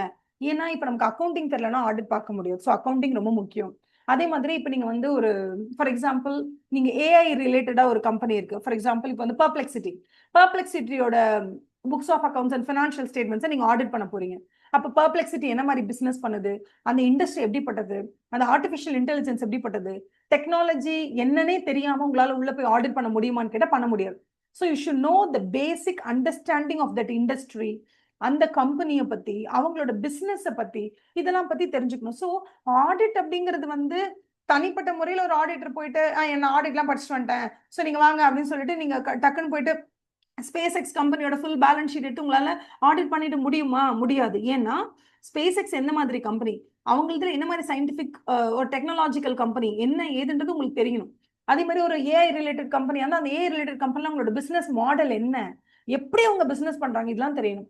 இதை தாண்டி மேக்ஸ் தெரியணும், அல்ஜிப்ரா தெரியணும், அதுக்கப்புறம் ஸ்டாட்டிஸ்டிக்ஸ் தெரியணும், எக்கனாமிக்ஸ் ரொம்ப முக்கியமா தெரியணும். ஏன்னா இப்ப யோசிச்சு பாருங்களேன், நீங்க வந்து ஒரு கோல்டு ரிலேட்டடா கோல்டு ஜுவல்லரி கம்பெனியை ஆடிட் பண்ண போறீங்க. கோல்டோட பிரைஸ் வந்து செம்ம ஃபிளக்சுவேட்டிங்கா இருக்கு. அப்ப அந்த மாதிரி கம்பெனில போய் நீங்க ஆடிட் பண்ணும்போது நீங்க கண்டிப்பா இப்ப நீங்க வெளியில எக்கனாமிக்ஸ் உங்களுக்கு தெரியணும், கோல்டோட பிரைஸ் எவ்வளவு ஃபிளக்சுவேட்டிங்கா இருக்கு, என்ன ஏது, எதனால ஃபிளக்சுவேட் ஆகுது, ரேர் எர்த் மினரல்ஸ்னா என்ன, ரேர் எர்த் மெட்டல்ஸ்னா என்ன, சைனாக்கும் இந்தியாவுக்கும் என்ன, இதெல்லாம் தெரிஞ்சா அது ரிலேட்டடா நீங்க ஒரு கம்பெனி போய் ஆடிட் பண்ணும்போது அப்போ வாலிட்டாலிட்டி எந்த அளவுக்கு இருக்கு, ஃபிளக்சுவேஷன்ஸ் எந்த அளவுக்கு இருக்கு, எந்த அளவுக்கு வந்து உங்களுக்கு லாஸ் ஆகிறதுக்கு நிறைய வாய்ப்பு இருக்கு, அதுக்கு இன்சூரன்ஸ்ல போட்டு வச்சிருக்கீங்களா இல்லையா நம்ம கம்பெனி ஆடிட் பண்ண முடியும். சோ ஒரு கம்பெனி, ஒரு இண்டஸ்ட்ரி, ஜியோ பொலிட்டிக்கல் த்ரெட் எந்த அளவுக்கு இருக்கு, ரேர் எர்த் மினரல்ஸ்னா என்ன, அது எதுக்காக தேவைப்படுது, ஜெர்மானியம்னா என்ன, என்ன சொல்றது, அந்த டிஃப்ரெண்ட் டைப்ஸ் ஆஃப் மெட்டல்ஸோட நேம், யுரானியம் என்ன ஏது, எது எந்தெந்த ரேர் எர்த் மினரல்ஸை என்னென்ன பர்பஸ்க்கு யூஸ் பண்றாங்க, இதெல்லாம் நமக்கு பேசிக்கான எக்கனாமிக்ஸ் தெரிஞ்சா நம்ம எந்த ஒரு கம்பெனி ஆடிட் பண்ண போறோமோ அந்த ஆடிட்டை இன்னும் நம்மளால சிறப்பா பண்ண முடியும். மேம் அதுக்குன்னு ஒரு ஆடிட்டர் என்ன விட்டா நீங்க வந்து கெமிக்கல் இன்ஜினியரிங்லாம் படிக்க சொல்வீங்க போல இருக்கே. அப்ப நம்ம ஒரு கெமிக்கல் இண்டஸ்ட்ரிக்கு போய் நம்ம ஒரு ஆடிட் பண்ண போறோம், அங்க வச்சுக்க நைட்ரஜன் டை ஆக்சைடா இல்ல ஹைட்ரஜன் குளோரைடா என்ன இது நமக்கு எப்படி மேம் தெரியும் அப்படின்னா, எல்லாத்தையும் எல்லாம் படிக்க சொல்லல. பட் பிசினஸ் ரிலேட்டடா எக்கனாமிக்ஸ் தெரியணும், ஸ்டாட்டிஸ்டிக்ஸ் தெரியணும், மேத்தமெட்டிக்ஸ் தெரியணும், அந்த கம்பெனியோட பேசிக் இண்டஸ்ட்ரியல் ஸ்ட்ரக்சர் தெரியணும். இதெல்லாம் தெரியல நம்மளால ஆடிட் பண்ண முடியும். இப்ப இதுவே நீங்க டெக்ஸ்டைல் இன்ஜினியரிங் தெரியணும்னு உங்கள்கிட்ட யாராவது சொல்லுவாங்களா? சொல்ல மாட்டாங்க. இப்ப இதுவே நீங்க வந்து பெரிய ஹாஸ்பிட்டல் ஆடிட் பண்றீங்க, அந்த இடத்துல ஒரு மெடிசன் இருக்கு, அந்த மெடிசன்ல எக்ஸ்பைரி டேட் ஏதோ போட்டிருக்காங்க, பட் உங்களுக்கு அது கலர் ஏதோ ஒரு மாதிரி ஒரு டவுட் வருது, அதை பத்தி நீங்க கன்ஃபார்ம் பண்ண முடியுமா அது கரெக்டா இருக்கா இல்லையான்னு? அதெல்லாம் உங்களால கண்டுபிடிக்க முடியாது. சோ நீங்க வந்து ஒண்ணுமே இல்ல, ஒரு செக்ல ஒருத்தன் வந்து ஃபோர்ஜரி சைன் போட்டு கொடுக்குறான், ஓகேவா? ஒரிஜினல் சைன் எப்படி இருக்கோ அதே மாதிரி அவன் ஃபோர்ஜ் பண்ணி சைன் போட்டு கொடுக்குறான், அந்த சைன் கரெக்டா இருக்கா இல்லையா நம்மளால கண்டுபிடிக்க முடியுமா? நம்ம என்ன அவ்வளவு பெரிய அப்பட்டக்கரா? அதெல்லாம் நம்ம கிடையாது. நம்ம மேத்ஸ் தெரியும், ஸ்டாட்டிஸ்டிக்ஸ் தெரியும், அக்கௌண்ட்ஸ் தெரியும், இதெல்லாம் தான் நமக்கு தெரியும். அதான் அவங்க சொல்லுவாங்க என்னென்ன சப்ஜெக்ட்ஸ் நமக்கு தெரியணும். அக்கௌண்டிங் கண்டிப்பா, அக்கௌண்ட்ஸ் தெரியலனா லா நம்மளால அக்கௌண்ட்ஸ் தெரியலனா ஆடிட் பண்ண முடியாது. லா தெரியணும் நமக்கு, கண்டிப்பா லா தெரியணும். பிகாஸ் கம்பெனிஸ் ஆக்ட் 2013 ப்ரொவிஷன்ஸ் தெரிஞ்சாதான் அதன்படி இந்த ஃபினான்ஷியல் ஸ்டேட்மெண்ட்ஸ் ப்ரிப்பேர் பண்ணிருக்காங்களா, கார் ஒரு ரிப்போர்ட்டிங் என்னது, இதெல்லாம் நமக்கு தெரியும். ஸோ இதெல்லாம் வெரி இம்பார்ட்டன்ட். அதே மாதிரி ப்ரொடக்ஷன் பத்தி கொஞ்சம் தெரியணும். எஃப்எம் ஃபினான்ஷியல் மேனேஜ்மெண்ட் எப்படி, ஃபினான்ஷியல் மேனேஜ்மெண்ட் நான் இதுவும் உங்களுக்கு இன்னொரு முக்கியமான விஷயம், இதை நான் டிஸ்கஸ் பண்ணும்போது சொல்லிடுறேன் ஞாபகம் வரும்போது. உங்க எல்லாருக்குமே வந்து ஃபினான்ஸ்க்கும் அக்கௌண்ட்ஸ்க்கும் டிஃபரன்ஸ் தெரியுமா? தெரியும்னாலும் மனசுக்குள்ளே நினைச்சுக்கோங்க, தெரியலனாலும் அப்படியே மனசுக்குள்ளே நினைச்சுக்கோங்க. நான் கரெக்ட் ஆன்சர் சொன்னதுக்கு அப்புறமா நீங்க அதை எனக்கு பண்ணிக்கோங்க, உங்களோட அண்டர்ஸ்டாண்டிங் அப்கிரேட் பண்ணிக்கோங்க. ஃபினான்ஸ் அப்படின்னு ஒன்று இருக்கு, அக்கௌண்ட்ஸ் ஒன்று இருக்கு. இப்போ நம்ம சில பேர் கேட்போம் என்ன ஒர்க் பண்றீங்க, நாங்க ஃபினான்ஸ்ல இருக்கோம் அப்படின்னு சொல்லுவாங்க. சில பேர் சொன்னா அக்கௌண்ட்ஸ் டிபார்ட்மெண்ட்ல இருக்கும்னு சொல்லுவாங்க. ஸோ நம்மளை பொறுத்த வரைக்கும் ஜென்ரலாக நம்ம ஃபினான்ஸ் அக்கௌண்ட்ஸ் ஒன்று நினைச்சிட்டு இருக்கோம், பட் அது ஒன்று கிடையாது. நான் எப்படின்றத உங்ககிட்ட சொல்லிடுறேன். ஃபார் எக்ஸாம்பிள் ஒரு கம்பெனி இருக்குன்னு வச்சுக்கோங்களேன், அந்த கம்பெனிக்கு இப்போ 100 கோடி ரூபாய் பணம் தேவை. 100 கோடி ரூபாய் பணம் இருந்தால் தான் பிசினஸ் அடுத்த கட்டத்துக்கு எடுத்துட்டு போக முடியும். அந்த 100 crores பணம் அவங்களுக்கு வேணும் அப்படின்னா அது வந்து ஃபினான்ஸோட பொறுப்பு. ஃபினான்ஸ் அப்படின்னா என்னன்னா பணத்தினுடைய சோர்ஸ எங்க இருந்து கொண்டு வரணுங்கிற டெசிஷனை எடுக்கிற ஒரு டிபார்ட்மெண்ட், அவங்க தான் ஃபினான்ஸ் டிபார்ட்மெண்ட். ஆனா ப்ரொடக்ஷன் டிபார்ட்மெண்ட்லயும் சரி, ஜெனரல் மேனேஜ்மெண்ட் என்ன சொல்லிடுவாங்கன்னா எங்களுக்கு 100 கோடி வேணும், இன்னொரு 3 மாசத்துல எங்களுக்கு 100 கோடி வேணும், அந்த 100 கோடி எப்படியாவது ஏற்பாடு பண்ணிருங்க, எங்களுக்கு ஏப்ரல் 4ஆம் தேதி 100 கோடி வேணும், இந்த பிசினஸ் நாங்க கிக் ஸ்டார்ட் பண்ண போறோம், இதெல்லாம் பிளான் சொல்லி போர்ட் ஆஃப் டைரக்டர்ஸ் எல்லாம் டிசைட் பண்ணி ஃபினான்ஸ் டிபார்ட்மெண்ட்டுக்கு ஃபார்வர்ட் பண்ணிடுவாங்க. ஃபினான்ஸ் டிபார்ட்மெண்ட் இப்போ மண்டே உடைச்சுப்பாங்க, இந்த 100 கோடியை நான் எப்படி ரேஸ் பண்றது, இந்த 100 கோடி நான் ஷேர் ஹோல்டர்ஸ் கிட்ட கேட்கவா இல்ல டிபென்ச்சர் ஹோல்டர்ஸ் கிட்ட கேட்கவா, டிபென்ச்சர் இஷ்யூ பண்ணவா ஷேர் இஷ்யூ பண்ணவா, அப்ப இந்த பணத்தை நான் எப்படி வந்து ரேஸ் பண்றது, ஷேர் இஷ்யூ பண்ணவா டிபென்ச்சர்ஸ் இஷ்யூ பண்ணவா இல்ல பேங்க் கிட்ட போய் என்ன பண்ணலாம் லோனா கேட்டு வாங்கிக்கவா இல்ல பப்ளிக் கிட்ட இருந்து டெபாசிட்ஸ் கலெக்ட் பண்ணிக்கவா, என்ன பண்ணட்டும், என்ன பண்ணா எனக்கு 100 கோடி கிடைக்கும், நான் மேனேஜ்மெண்ட் கிட்ட கொடுத்து பிசினஸ் பண்ண சொல்லலாம் அப்படின்னு மண்டையை உடைச்சுப்பாங்க இந்த ஃபினான்ஸ் டிபார்ட்மெண்ட். இதுக்கு அவங்களுக்கு ஏகப்பட்ட டெசிஷன் மேக்கிங் இருக்கு. இப்ப ஷேர் ஹோல்டர்ஸ்னு வச்சுக்கோங்களேன், அவங்க கிட்ட 100 கோடி வாங்கிட்டு 3 வருஷத்துக்கு டிவிடெண்ட் கூட கொடுக்காம இருக்கலாம். ஆனா இதுவே டிபென்ச்சர் ஹோல்டர்ஸ்னா எவ்ரி இயர் நீ வந்து வாழ்ந்தாலும் சரி செத்தாலும் சரி, உங்க கம்பெனி நல்லா போனாலும் சரி நாசமா போனாலும் சரி, டிபென்ச்சர் ஹோல்டர்ஸ்க்கு நீங்க கொடுக்க வேண்டியது கொடுத்தா ஆகணும். அப்ப டிபென்ச்சர் ஹோல்டர்ஸ்க்கு நீங்க போனீங்கன்னா அந்த வருஷத்தோட எண்ட்ல கன்ஃபார்மா இன்ட்ரெஸ்ட் பே பண்ணணும். ஆனா ஷேர் ஹோல்டர்ஸ் கிட்ட நீங்க கேட்கலாம், ஃபர்ஸ்ட் 3 இயர்ஸ்க்கு நாங்க டிவிடெண்ட் பே பண்ண முடியாது, பிகாஸ் இப்பதான் நாங்க வந்து இந்த பிசினஸ் டெவலப் பண்ணிட்டு இருக்கோம், 3 இயர்ஸ் கழிச்சு தான் நாங்க கொடுப்போம் அப்படின்னு கேட்டு நீங்க அவங்க கிட்ட என்ன பண்ணலாம், ஒரு டீல் பேசலாம். சோ நீங்க ஷேரா போறது பெட்டரா, டிபென்ச்சரா போறது பெட்டரா, இல்ல பேங்க் லோன்ல போறது பெட்டரா, இல்ல பப்ளிக் கிட்ட டெபாசிட்ஸ் அக்செப்ட் பண்றது பெட்டரா, இல்ல உங்ககிட்ட இருக்கக்கூடிய அசெட் எதையாவது அடமானம் வச்சு அதுல மார்ட்கேஜ் லோன் மாதிரி எடுக்கிறது பெட்டரா, இந்த டெசிஷனுக்கு பேர், இதை மேனேஜ் பண்றதுக்கு பேர் என்னன்னா ஃபினான்ஷியல் மேனேஜ்மெண்ட். இப்ப சொல்லுங்க அக்கௌண்ட்ஸ்க்கு அதுக்கு ஏதாவது சம்மந்தம் இருக்கா? சம்மந்தமே கிடையாது. அக்கௌண்ட்ஸ் என்ன தெரியுமா பண்ணும், 100 கோடி வாங்கிட்டாங்கன்னு வைங்களேன், அந்த 100 கோடிய ஷேர் கேபிட்டலா வாங்கிட்டாங்கன்னா அது என்ன ரெக்கார்ட் பண்ணும், கேஷ் டு ஷேர் கேபிட்டல்னு போடும், bank to share capital, cash to what ever, bank to share capital போடும். இதுவே நீங்க ஷேர் கேபிட்டலா வாங்கலங்க, டிபென்ச்சரா வாங்கிருக்கீங்கன்னா டு டிபென்ச்சர்னு போடும். இல்லங்க நீங்க பேங்க் லோனா வாங்கிருக்கீங்கன்னா பேங்க் டு லோன்னு போடும். அவ்வளவு. நீங்க பப்ளிக் டெபாசிட்ஸ், பப்ளிக் கிட்ட இருந்து டெபாசிட்ஸா வாங்கிருக்கீங்கன்னா என்ன பண்ணும், டு பப்ளிக் டெபாசிட்ஸ் போடும். அது வேற ஒண்ணுமே பண்ணாது. அக்கவுண்டிங் அப்படிங்கிறது வந்து 100 கோடி உள்ள வந்தா எப்படி வந்திருக்குன்னு சொல்லி நான் ரெக்கார்ட் பண்றேன், ரெக்கார்ட் பண்ணி அதை preparation presentation of financial statements மட்டும் தான் அக்கவுண்ட்ஸ் டிபார்ட்மெண்டோட வேலை. அந்த 100 கோடி எங்க இருந்து வாங்கினா நமக்கு வந்து காஸ்ட் கம்மியாகும், காஸ்ட் ஆஃப் கேபிட்டல் கம்மியாகும். நீங்க எஃப்எம் படிப்பீங்கல்ல, என்ன பண்ணா நம்ம கம்மி விலையில 100 கோடி நம்ம வாங்கிக்கலாம். 100 கோடி நம்ம வாங்குறோம்னா அதுக்குன்னு ஒரு காஸ்ட் இருக்குல்ல, ஒன்னும் நீ டிவிடெண்டா கொடுக்கணும் இல்ல இன்ட்ரெஸ்டா கொடுக்கணும், ஏதாவது நமக்கு செய்யணும்ல. சோ டிவிடெண்டா கொடுக்கறது பெட்டரா இன்ட்ரெஸ்டா கொடுக்கறது பெட்டரான்னு நீங்க யோசிச்சு டிசைட் பண்றதுக்கு பேர் ஃபினான்ஷியல் மேனேஜ்மெண்ட். சோ அப்படிப்பட்ட ஃபினான்ஷியல் மேனேஜ்மெண்ட்டை பத்தியும் உங்களுக்கு ஒரு புரிதல் இருந்தா தானே நீங்க வந்து ஆடிட் ப்ராப்பரா பண்ண முடியும். அப்ப நீங்க கேட்கலாம், ஏய் நீ கேட்ட 3000 கோடி கொடுக்க கூட வந்து இந்தியா ரெடியா இருக்காங்க, அவ்வளவு ஷேர் ஹோல்டர்ஸ் ரெடியா இருக்காங்க. நீ கேட்டா ஷேருக்கு அப்ளிகேஷன் பண்ணி அலாட்மெண்ட் பண்ணி தான் கொடுக்கறதுக்கு. அதை விட்டுட்டு நீ எதுக்கு போய் ஃபுல்லா வந்து டிபென்ச்சர் ஹோல்டர்ஸ் கிட்டே கொடுத்துருக்கீங்க? என்ன ட்ரை பண்றீங்க? ஸோ பேசிக்கா ஃபினான்ஷியல் மேனேஜ்மெண்ட் தெரிஞ்சாதான் ஆடிட்டிங்மே இன்னும் கொஞ்சம் பெட்டரா பண்ண முடியும்னு சொல்றாங்க. அதுக்கப்புறம் data processing, general data processing பத்தி தெரியணும். ஐயோ எனக்கு ஐடி செக்டர் பத்தி ஒண்ணுமே தெரியாதுங்க, எனக்கு டேட்டா ப்ராசஸிங் பத்தி தெரியாதுங்க, எனக்கு என்டர்பிரைஸ் ரிசோர்ஸ் பிளானிங் பத்தியே தெரியாதுங்க அப்படின்னு நாங்க போய் சொல்ல முடியாது. ஓகே, ஸோ பேசிக்கா அவங்க என்ன மாதிரி சாஃப்ட்வேர் யூஸ் பண்றாங்க, அவங்க டேட்டா எப்படி ப்ராசஸ் பண்றாங்க, அவங்க என்ன மாதிரி அக்கௌண்டிங் சாஃப்ட்வேர் யூஸ் பண்றாங்க, ஓகேவா, அவங்க மேஜர் மேனேஜரல் டெசிஷன் மேக்கிங் என்ன மாதிரி சாஃப்ட்வேர் அண்ட் டேட்டாவை யூஸ் பண்றாங்க, இதெல்லாம் பேசிக்கா தெரிஞ்சுக்கணும். அது மட்டும் இல்ல, மேக்ஸும் ஸ்டாட்ஸும் நமக்கு தெரிஞ்சுக்கணும் அப்படின்னு சொல்றாங்க. புரியுதா? இந்த மாதிரி இருக்கக்கூடிய பிரான்ச் எல்லாம் நமக்கு தெரிஞ்சாதான் ஆடிட்டிங்கை நம்மளால சூப்பர் குவாலிட்டியா பண்ண முடியும்னு சொல்றாங்க. To you understand? இது உங்களுக்கு புரிஞ்சதுல? ஸோ 2 விஷயம் நான் உங்களுக்கு சொல்லிக் கொடுக்கணும்னு நினைச்சேன். ஒன்னு என்ன அப்படின்னா, ஆடிட்டர் அப்படிங்கிறவரு எக்ஸ்பர்ட்டா அவரு அப்படின்னு கேட்டா, ஆமா அவர் எக்ஸ்பர்ட் தான். எதுல அவர் எக்ஸ்பர்ட்? 2 விஷயத்துல தான். ஒன்னு ஆடிட்ல, இன்னொன்னு அக்கவுண்ட்ஸ்ல. So auditor is an expert in auditing and accounting. இது ரெண்டுத்துல இவர் தான் எக்ஸ்பர்ட். இதை ரெண்டுத்தை தவிர அவர் வேற எதுலயும் எக்ஸ்பர்ட் கிடையாது. Do you understand? A chartered accountant in practice or a chartered accountant is an expert in auditing and accounting. But chemical engineering பத்தியோ, ஓகேவா, ஒரு மெடிசனை பத்தியோ, ஒரு ரேர் எர்த் மினரலை பத்தியோ அவருக்கு தெரியாது. ஸோ அவர் ஆடிட் பண்ண போற ஒரு கம்பெனி வந்து ஒரு கெமிக்கல் பேஸ்டு கம்பெனினா அவர் என்ன பண்ணணும்? அவரு ஏதாவது ஒரு எக்ஸ்பர்ட்டை கூப்பிட்டுக்கணும். அந்த எக்ஸ்பர்ட் யாரா இருப்பாங்கன்னா, கெமிக்கல் இன்ஜினியரோ, இல்ல வந்து வேற ஏதோ ஒரு இன்ஜினியரிங் படிச்சவங்களோ, இல்ல டெக்ஸ்டைல் இன்ஜினியரிங் படிச்சவங்களோ, அவங்க எல்லாம் யாராவது நமக்கு எக்ஸ்பர்ட் ஹெல்ப் பண்றதுக்கு வருவாங்க. அவங்க வந்து நமக்கு சொல்லுவாங்க, ஓகே ஓகே இது இந்த கேஸ் தான் சார், இது இத்தனை இது இத்தனை மில்லி இருக்கு, இல்ல இது இத்தனை லிட்டர்ஸ் இருக்கு, இது இவ்வளவு கேலன்ஸ் இருக்கு அப்படின்னு சொல்லி அவங்க சொன்னாங்கன்னா, அவங்க சொல்றதை நம்பி நம்ம ஒரு டெசிஷனுக்கு வரலாம். Do you understand? So expert na auditor is an expert only in accounts and audit, not in anything else. But அவருக்கு அதை தாண்டி வேற ஏதாவது ஹெல்ப் தேவைப்படுதுன்னா அவர் அந்த துறை சார்ந்த நிபுணர்களை அவர் அசோசியேட் பண்ணி தான் ஒர்க் பண்ண முடியும். ஸோ இதை வந்து நீங்க தெரிஞ்சுக்கணும். ஓகேவா? ஸோ இன்னைக்கு நம்ம பாக்குறது வந்து ஓவரால். நான் நாளைக்கு உங்களுக்கு என்ன பண்ணுவேன்னா, line by line important keywords underline பண்ணி நோட்ஸே கொடுத்துருவேன். ஓகேவா? ஸோ இப்போ உங்களுக்கு தெரிஞ்சுள்ள ஆடிட்டிங் அக்கவுண்ட்ஸிங், auditing and accounting, auditing and law, auditing and economics, behavioural சயின்ஸும் இட்ஸ் வெரி இம்பார்ட்டன்ட். ஓரளவுக்கு தெரியணும்ல. போய் சொல்லும் போது ஒருத்தர் வந்து அப்படி வேர்த்து விட்டுரும் அவனுக்கு. ஒருத்தர் கூப்பிட்டு நம்ம கேட்கிறோம், என்கொயரியில உட்கார வச்சு கேட்கிறோம், என்னடா 200 கோடி ரூபாய்க்கு ரா மெட்டீரியல் வாங்கியிருக்கீங்க, அவுட்புட் பார்த்தா இவ்வளவுதான் வந்திருக்கு, பேலன்ஸ் இருக்க ரா மெட்டீரியல் எங்கன்னு கேக்குறீங்க. இந்த மாதிரி நீங்க ஜஸ்ட் நார்மலா என்கொயரி பண்ணி உள்ள இருக்கக்கூடிய ஆடிட் எவிடன்ஸ் எல்லாம் கலெக்ட் பண்ணாதானே ஒப்பீனியன் கொடுக்க முடியும். ஸோ ஆடிட் அங்க கண்டக்ட் பண்ண போது விஷயத்தை தெரிஞ்சுக்கணும்ல, உள்ள என்னென்ன நடக்குதுன்னு தெரிஞ்சுக்கணும்ல. தெரிஞ்சுக்கிறதுக்கு you have some audit procedures. அப்போ போய் நம்ம என்கொயரி பண்ணுவோம், அங்க போய் இன்ஸ்பெக்ஷன் பண்ணுவோம், டாக்குமெண்ட்ஸ் எல்லாம் எடுத்து பார்ப்போம், ஓகேவா, அவங்களோட புக்ஸ் ஆஃப் அக்கௌண்ட்ஸ் எல்லாம் எடுத்து பார்ப்போம், ஏதாவது அனலைஸ் பண்ணுவோம், லாஜிக்கலா அங்க யோசிப்போம், இது இப்படி இருக்கே, இது அப்படி இருக்கே, இந்த ரேஷியோ என்ன, டெட் ரேஷியோ என்ன, ஓகேவா, அதே மாதிரி அசெட் ரேஷியோ என்ன இருக்கு, அசெட் டர்ன் ஓவர் ரேஷியோ எப்படி இருக்கு, எம்ப்ளாயி டர்ன் ஓவர் ரேஷியோ எப்படி இருக்கு, இதெல்லாம் நம்ம ஆராய்ச்சி பண்ணி பார்ப்போம்.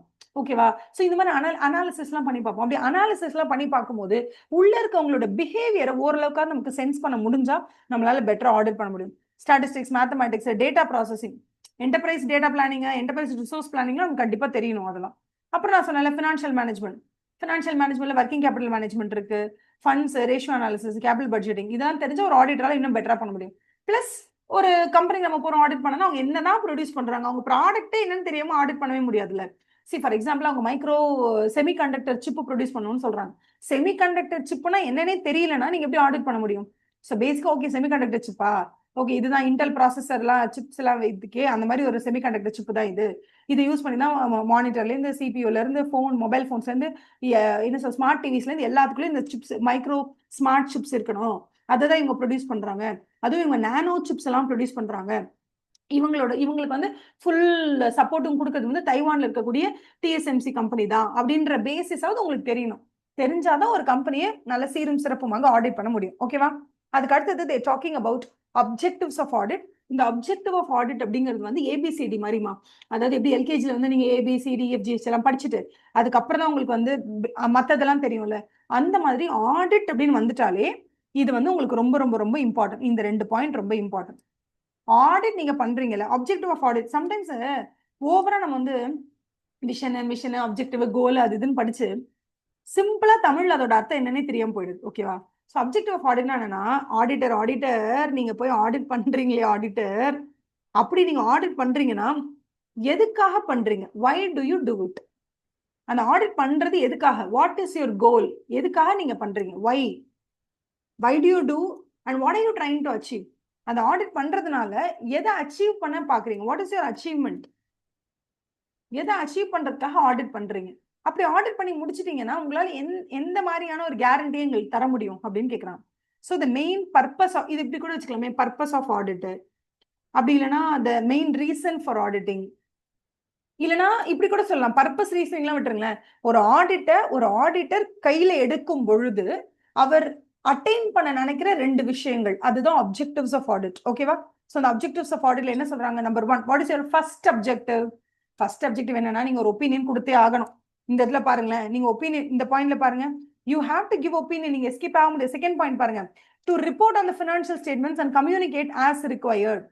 To report on the financial statements, financial statement குட்டா பேடா நீங்க அங்க ரிப்போர்ட் பண்ணியே ஆகணும். ரிப்போர்ட் பண்ணணும்னா பதில் தெரிஞ்சாதானே குட்டா பேடான்னு எழுத முடியும். குட்டா பேடான்னு எப்படி தெரியும்?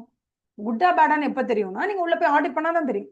சரி, ஆடிட் பண்ணாதான் தெரியும். ஓகே, ஆடிட் பண்ணும்போது அந்த சூழ்நிலை எப்படி இருந்துச்சுன்னா நான் குட்னு போடணும், அந்த சூழ்நிலை வேற மாதிரி இருந்துச்சுன்னா நான் எப்ப பேடுன்னு போடணும். அதுக்கு தான் அவங்க சொல்றாங்க, நீ உள்ள போயிட்டு ஒருவேளை உனக்கு ரீசனபிள் அஷூரன்ஸே கிடைச்சிருச்சு, அதாவது நீ உள்ள போயிட்டு P&L பேலன்ஸ் ஷீட், அதுக்கு சப்போர்ட்டிங் டாக்குமெண்ட்ஸ், அதோட வவுச்சர்ஸ், சிசிடிவி கேமரா, உள்ள இருக்கவங்களை எல்லாரும் கூப்பிட்டு என்கொயரி பண்ணிட்ட, ஏகப்பட்ட ஆடிட் ப்ரொசீஜர்ஸ் அப்ளை பண்ணி அங்கிருந்து you got some audit evidence. அந்த எவிடன்ஸை வச்சு உனக்கே திருப்தி ஆயிடுச்சு. என்ன திருப்தி? 100% திருப்தி ஆனியா? ஆக முடியாது. ஏன் 100% திருப்தி ஆக முடியாது? ஏன்னா 100% ஃபினான்ஷியல் ஸ்டேட்மெண்ட்ஸை என்னால் ஆடிட் பண்ண முடிஞ்சா மட்டும்தான் என்னால் 100% என்ன பண்ண முடியும், திருப்தி கிடைக்கும் எனக்கு. நான் இப்போ ஆடிட் பண்ணும்போது எனக்கு 100% திருப்தி கிடைக்காது, கிடைக்கவும் வேண்டாம். ஏன்னா அதுக்கு டைம் கன்ஸ்ட்ரெயின்டா நான் ரீசன் சொல்லிட்டேன். why 100% guarantee is not possible. But auditor அங்க போய் ஆடிட் பண்ணி ஆடிட் எவிடன்ஸை கலெக்ட் பண்ணும்போது அவருக்கு ஒரு திருப்தி வரணும், அவருக்கு ஒரு கான்ஃபிடன்ஸ் வரணும். எந்த மாதிரி கான்ஃபிடன்ஸ்னா, to obtain a reasonable assurance.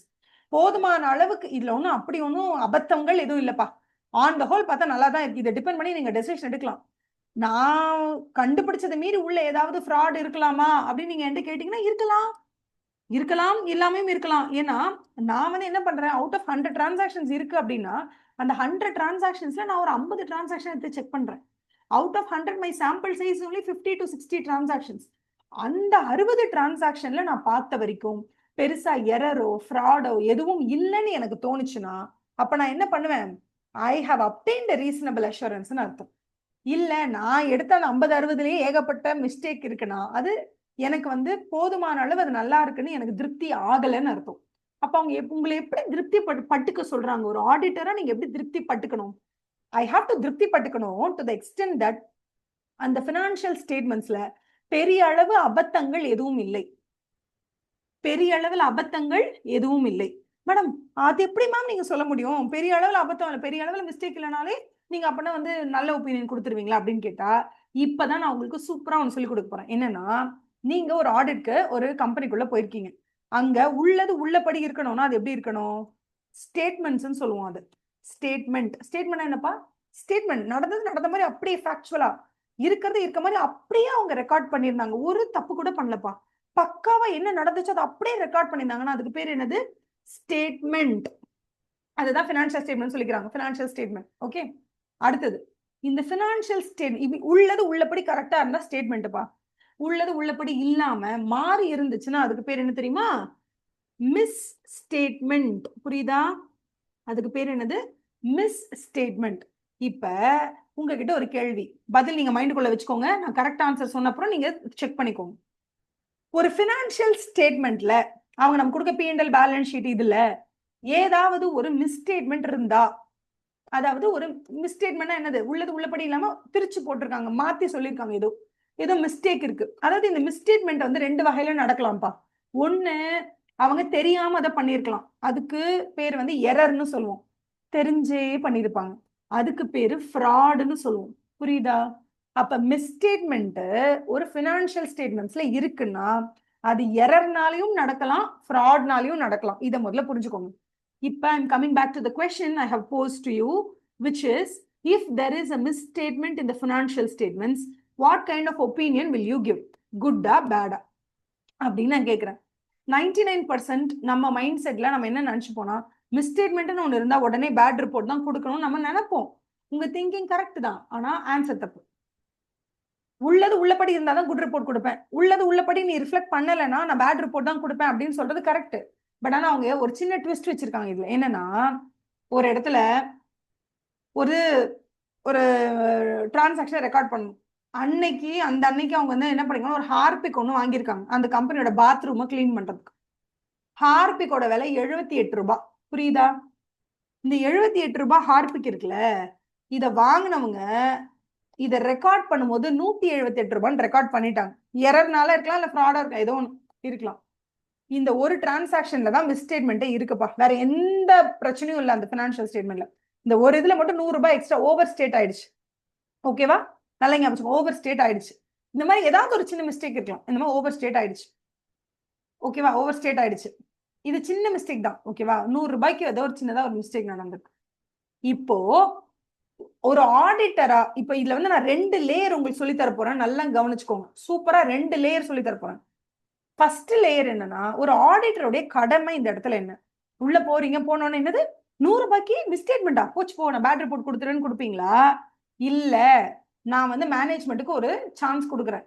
Management நீங்க ஹார்பிக் 78 ரூபாய்க்கு தான் வாங்கியிருக்கீங்க, ஆனா அதை வந்து ரெக்கார்ட் பண்ணும்போது எக்ஸ்ட்ரா 100 ரூபாய்க்கு பண்ணிட்டீங்க, இதை கொஞ்சம் சேஞ்ச் பண்ணிக்கோங்கன்னு அவங்களுக்கு நீங்க போய் ஒரு வாய்ப்பு கொடுப்பீங்களா? யாருக்கு வாய்ப்பு கொடுக்கணும்? கம்பெனிக்கு. சில பேர் என்ன சொல்லுவாங்க, மேம் நம்ம உள்ள பேருக்கு ஆடிட் பண்றதுக்கு மிஸ்டேக்ஸை பார்த்தா கப்புனு பிடிச்சி உள்ள போட்டுருங்க, பேட்னு சொல்லிட்டு வந்துருங்க வெளில, எதுக்கு இதை போய் அவங்க கிட்ட வந்து கரெக்ஷனுக்குலாம் சான்ஸ் கொடுக்குறீங்க? நம்ம உள்ள போயிருக்கிறது இருக்காங்கன்னா எல்லாத்தையும் பார்த்துட்டு whether everything is reflecting true and fair வியூன்னு பார்க்க. சில நேரங்களில் எரர்னாலேயோ இல்ல தெரியாம ஒரு சின்ன சின்ன ஃப்ராட்னாலேயோ அங்க வந்து மிஸ்டேட்மெண்ட்ஸ் இருக்கலாம். 78 பதில் 178 இஸ் மிஸ்டேட்மெண்ட் இருக்கு, உள்ள இருக்கு, டியூ டு எரர் நடந்திருக்கு. இப்போ ஆடிட்டர் என்ன பண்ணுவாருன்னா, போயிட்டு மேனேஜ்மெண்ட் கிட்ட அதை ஃபார்வர்ட் பண்ணுவார். ஃபார்வர்ட் பண்ணி இது கொஞ்சம் கரெக்ஷன் பண்ணிக்கோங்க, ப்ளீஸ் கரெக்ட் இட் அப்படின்னு சொல்லி அனுப்புவார். புரியுதா? ப்ளீஸ் கரெக்ட் இட் அப்படின்னு சொல்லிட்டு வாய்ப்பு கொடுப்பார். இல்ல இல்ல நான் தரவே மாட்டேன், டைரக்டா பேட் ஒப்பீனியன் கொடுக்கலாமா? கொடுக்க கூடாது, it is wrong, don't do that. give them a permission, give them a chance to correct themselves. அவங்க கிட்ட கரெக்ட் பண்ணுங்க, ப்ளீஸ் கரெக்ட் இட் அப்படின்னு சொல்லிட்டு அவங்க கிட்ட என்ன பண்ணுங்க, அவங்க கிட்ட நீங்க சொல்லுங்க. யார்கிட்ட சொல்லணும்? மேனேஜ்மெண்ட் கிட்ட சொல்லுங்க, இதை கரெக்ஷன் பண்ணிக்கோங்க, தப்பா இருக்குன்னு சொல்லுங்க. சில நேரத்துல அந்த மேனேஜ்மெண்ட் என்ன பண்ணும், ஓகே சார் நான் கரெக்ஷன் பண்ணிக்கிறேன் சார் அப்படின்னு கரெக்ஷன் பண்ணிக்கலாம். 2 ஆப்ஷன் இருக்கு. ஒண்ணு, அவங்க கரெக்ஷன் பண்ணிக்கலாம், இல்லைன்னா அதெல்லாம் முடியப்ப அப்படி சொல்லலாம். சொல்லுவாங்களா அப்படின்னா, சீப்ப அப்பெல்லாம் சொல்ல மாட்டாங்க. நம்ம அக்கா தங்கச்சி தான் சொல்லிப்போம் அப்படி, சீப்போ அப்படின்னு. ஆனா அவங்க அப்படிலாம் சொல்ல மாட்டாங்க. கரெக்ஷன் பண்ணிப்பாங்க, இல்லைன்னா கரெக்ஷன் பண்ண மாட்டாங்க, அவ்வளவுதான். They won't correct. ஏன் கரெக்ஷன் பண்ணல அப்படின்னு கேட்டா அதுக்கு அவங்க ஒரு நியாயம் சொல்லுவாங்க, ஏதாவது ஒரு ரீசன் சொல்லுவாங்க. இல்ல சார் அன்னைக்கு நாங்க ஆக்சுவலா 2 ஹார்பிக் பாட்டில் தான் சார் வாங்கணும், ஆனா பில்லு ஒண்ணுதான் சார் இருக்கு, நான் காணும் சார் அப்படின்னு ஏதாவது ஒன்று சொல்லுவாங்க. நான் வந்து உங்களுக்கு எக்ஸாம்பிளுக்காக சொல்றேன், ப்ளீஸ் புரிஞ்சுக்கோங்க. ஸோ ஒன்னு அவங்க கரெக்ஷன் பண்ணிக்கலாம், இல்லையா நான் கரெக்ஷன் பண்ணிக்க மாட்டேன் அப்படின்னு சொல்லலாம். கரெக்ஷன் பண்ணிட்டாங்கன்னா நமக்கு பிரச்சனையே இல்லை. ஏதோ ஒரு மிஸ்டேட்மெண்ட்டை நீங்க பாக்குறீங்க, அந்த மிஸ்டேட்மெண்ட்டை வந்து கரெக்ஷன் பண்ணிக்க சொல்றீங்க, அவங்க கரெக்ட் பண்ணிட்டாங்க, பிரச்சனை இல்லை, ஓகே குட் ஒப்பீனியன் நீங்க கொடுக்கலாம். ஒருவேளை அவங்க கரெக்ஷன் பண்ணிக்கலப்பா, இப்ப நீங்க என்ன பண்ணணும்? நேரா இப்ப என்ன பண்ணணும்? இப்ப பேட் ரிப்போர்ட் கொடுக்கணுமா அப்படின்னு கேட்டா, பேட் ரிப்போர்ட் கொடுக்கணுமா இல்லையான்னு டிசைட் பண்றதுக்கு முன்னாடி இன்னும் 2 கேள்வி நீங்க கேட்கணும். இந்த இடத்துல மிஸ்டேட்மெண்ட்ஸ் சொல்றீங்களே, மிஸ்டேட்மெண்ட் நிஜமா இருக்கா? ஆமா, 78 ரூபாய்க்கு பதிலா 178 ரூபாய் போட்டிருக்கான், இது மிஸ்டேட்மெண்ட் தான், உள்ளது உள்ளபடி இல்லாம வேற மாதிரி இருக்கு, ஆமா அப்படின்னு நீங்க சொல்றீங்க. ஓகே, இந்த 100 ரூபாங்கிறது இந்த கம்பெனிக்கு என்ன அவ்வளோ பெரிய அமௌண்டா? இந்த ஒரு ஹார்பிக் பாட்டில வாங்கினானுங்களா இல்லையான்னு தெரியல, பில்ல காணும், ஆனா இந்த இடத்துல என்ட்ரி போட்டிருக்காங்க, கேட்டா நாங்க வாங்கினோம், பில்லு தொலைச்சிட்டோம், இதெல்லாம் மாத்த முடியாதுங்கிறாங்க. சரி ஓகே, இப்ப இந்த இடத்துல இவங்க இந்த இடத்துல நடந்திருக்கிற அந்த மிஸ்டேட்மெண்ட் நம்ம போய் ஆடிட்டர் போயிட்டு, ஐயோ இந்த இந்த பினான்சியல் ஸ்டேட்மெண்ட் டிபெண்ட் பண்ணி யாருமே டெசிஷன் எடுக்காதீங்க, இவங்க சரியான கொலகார பாவிங்க அப்படின்னு சொல்ற அளவுக்கு அங்க ஏதாவது பெருசா நடந்திருக்கா அப்படின்றத யோசிங்க. அதாவது மேலே நடந்தது மிஸ்டேட்மெண்டா அப்படின்னு கேட்டா, ஆமா மிஸ்டேட்மெண்ட் தான், அதுல மாற்று கருத்தே கிடையாது. ஆனா அந்த மிஸ்டேட்மெண்ட்டை கொண்டு வந்து ப்ராமினென்ட் ஆக்கி நம்மளோட ஆடிட் ரிப்போர்ட்ல யாருமே இந்த பினான்சியல் ஸ்டேட்மெண்ட்ஸ் டிபெண்ட் பண்ணாதீங்க, இந்த பினான்சியல் ஸ்டேட்மெண்ட்ஸ் இருக்கே இதுல இவ்ளோ மிஸ்டேக் இருக்கு, please don't take any decisions based on this financial statement, this financial statement is full of misstatements only அப்படின்னு சொல்ற அளவுக்கு அது அவ்வளோ பெரிய தவறான பாருங்க. அப்ப நீங்க என்ன டிசைட் பண்ண போறீங்க? Misstatement whether it is material or not அப்படின்னு டிசைட் பண்ண போறீங்க. எப்ப அது மெட்டீரியலா இருக்கும்? ஒருவேளை ஒருத்தன் லீஸுக்கு ஒரு அசெட் எடுக்கிறான்யா, லீஸ்க்கு அசெட் எடுத்து 97 லட்சத்தை பே பண்ணி ஒரு அசெட் லீஸ்க்கு எடுத்திருக்கான், அத சொந்த அசெட்டா போட்டுக்கிட்டான், என்னமோ அவனே ஓன் பண்ற அசெட் மாதிரி போட்டுக்கிட்டான். நீங்க போய் தான் கண்டுபிடிக்கிறீங்க அது லீஸ்ட் அசெட்னு. ஆனா அவன் என்ன சொல்றான், இல்ல இல்ல சார், அது லீஸ்டு ஃபார்மட்ல இருந்தாலும் அது எங்க அசெட் மாதிரி தான் சார், 99 வருஷம் இருக்கு, அப்படி ஏதோ ஒண்ணு சொல்றாங்க. ஆடிட்டருக்கு அவங்களுக்கும் நடுவுல ஒரு மிஸ் அண்டர்ஸ்டாண்டிங் வருது. ஓகே, நீங்க என்ன சொன்னாலும் அவங்க கேட்கல. ஆனா 1 கோடி ரூபாய்க்கு இங்க ஒரு மிஸ்ஸ்டேட்மெண்ட் நடந்திருக்கு. the way they have presented the asset, நான் கரண்ட் அசெட்டை பிரசென்ட் பண்ண விதமா இருக்கலாம், அதோட அமௌண்டா இருக்கலாம், ஏதோ ஒரு வகையில இல்ல இன்வென்ட்ரியை நீங்க போய் செக் பண்ணும்போது அவங்க சொல்றாங்க அவங்க ரெக்கார்ட்ஸ்ல வந்து 100 கோடி ரூபாய்க்கு இன்வென்ட்ரி இருக்கு. நீங்க போய் raw material, work in progress, finish goods எல்லாத்தையும் சேர்த்து இன்வென்ட்ரி செக் பண்ணி பாக்குறீங்க, மொத்தம் உங்களுக்கு 78 கோடி தான் இருக்கு. அங்க போய் கேட்டா என்ன சொல்றாங்க, சார் இப்பதான் சார் லாரியில ஏத்தி விட்டோம், இப்பதான் 10 லாரி கிளம்புது, எல்லா சரக்கையும் எடுத்துக்கிட்டு நீங்க வரதுக்கு கொஞ்சம் முன்னாடி தான் சொல்றாங்க. ஆனா அது நம்புற மாதிரி இல்ல. சரி, நீங்க லாரியில அனுப்பியிருக்கீங்களே, அதோட டீடைல்ஸ் எல்லாம் கொடுங்க, அதுக்கு பேப்பர்ஸ் எல்லாம் இருக்கும், டாக்குமெண்ட் எல்லாம் கொடுங்கன்னா எல்லாத்துலயும் எக்கனைக்கு மொக்கனையா இருக்கு. ஆனா இந்த இடத்துல நடந்திருக்கிறது எல்லாமே வந்து கிட்டத்தட்ட 1 கோடி ரூபாய் மதிப்புள்ள ஓவர் ஸ்டேட்மெண்ட்டோ அண்டர் ஸ்டேட்மெண்ட்டோ இல்ல 1 crore அங்க மென்ஷன் இருக்க வேண்டிய கூட்ஸ் அங்க 70 கோடிக்கு தான் இருக்கு. அப்ப 30 லட்சத்துக்கு மிஸ் ஸ்டேட்மெண்ட். அப்ப ஃபர்ஸ்ட் ஆஃப் ஆல் நம்ம பார்க்க வேண்டியது மிஸ் ஸ்டேட்மெண்ட்னு ஒண்ணு கண்டுபிடிச்சீங்கன்னா அது மெட்டீரியலா இருக்கா இல்ல நாட் மெட்டீரியலான்னு பாருங்க. மேடம் நான் எப்படி மேடம் கண்டுபிடிப்பேன் எது மெட்டீரியல் எது இம்மெட்டீரியல்னு? இம்மெட்டீரியல் என்ன தெரியுமா, ஒரு ஹார்பிக் வாங்கினால 100 ரூபாய், என்ன பெரிய 100 ரூபாய், அது மட்டும் தான் என்டையர் ஃபினான்ஷியல் ஸ்டேட்மெண்ட்ஸ்ல ஒரு மிஸ் ஸ்டேட்மெண்ட்னா அதை விட்டு தள்ளு நீ குட் ஒப்பீனியன் கொடுன்னு சொல்றாங்க.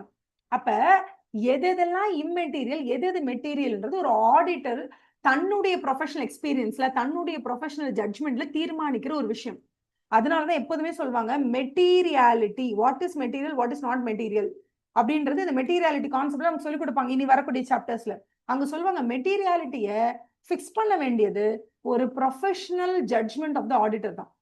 ஆடிட்டருடைய ப்ரொஃபஷனல் ஜட்ஜ்மெண்ட்டை யூஸ் பண்ணி அவர் தான் டிசைட் பண்ணணும் ஒரு மிஸ்ஸ்டேட்மெண்ட் வந்து மெட்டீரியலா இல்லையா.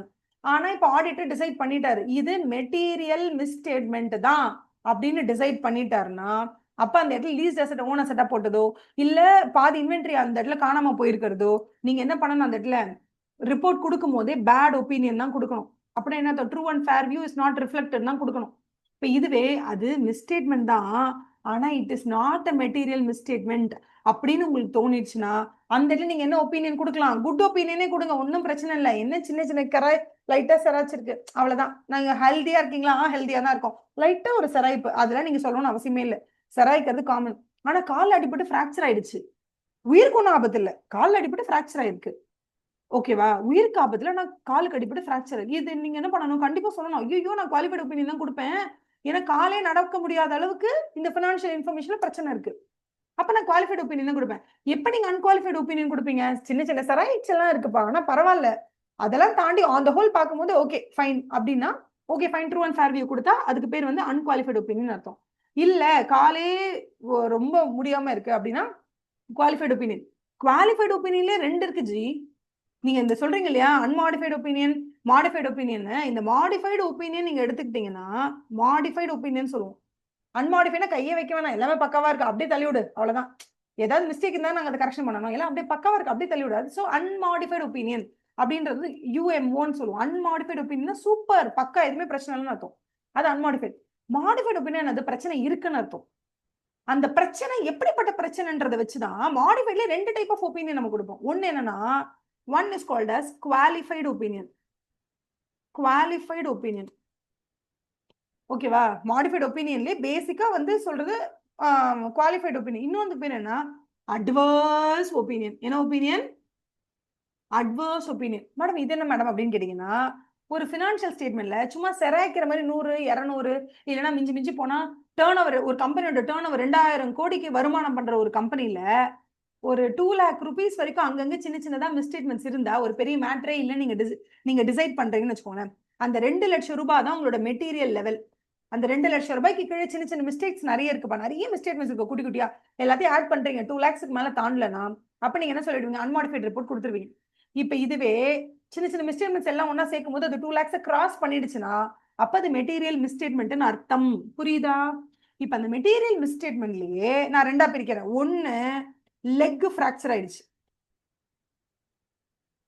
என்னது, ஒன்னு லெக் ஃப்ராக்சர் ஆயிடுச்சு, இன்னொன்னு ஹார்ட் அட்டாக்கே வந்துருச்சு.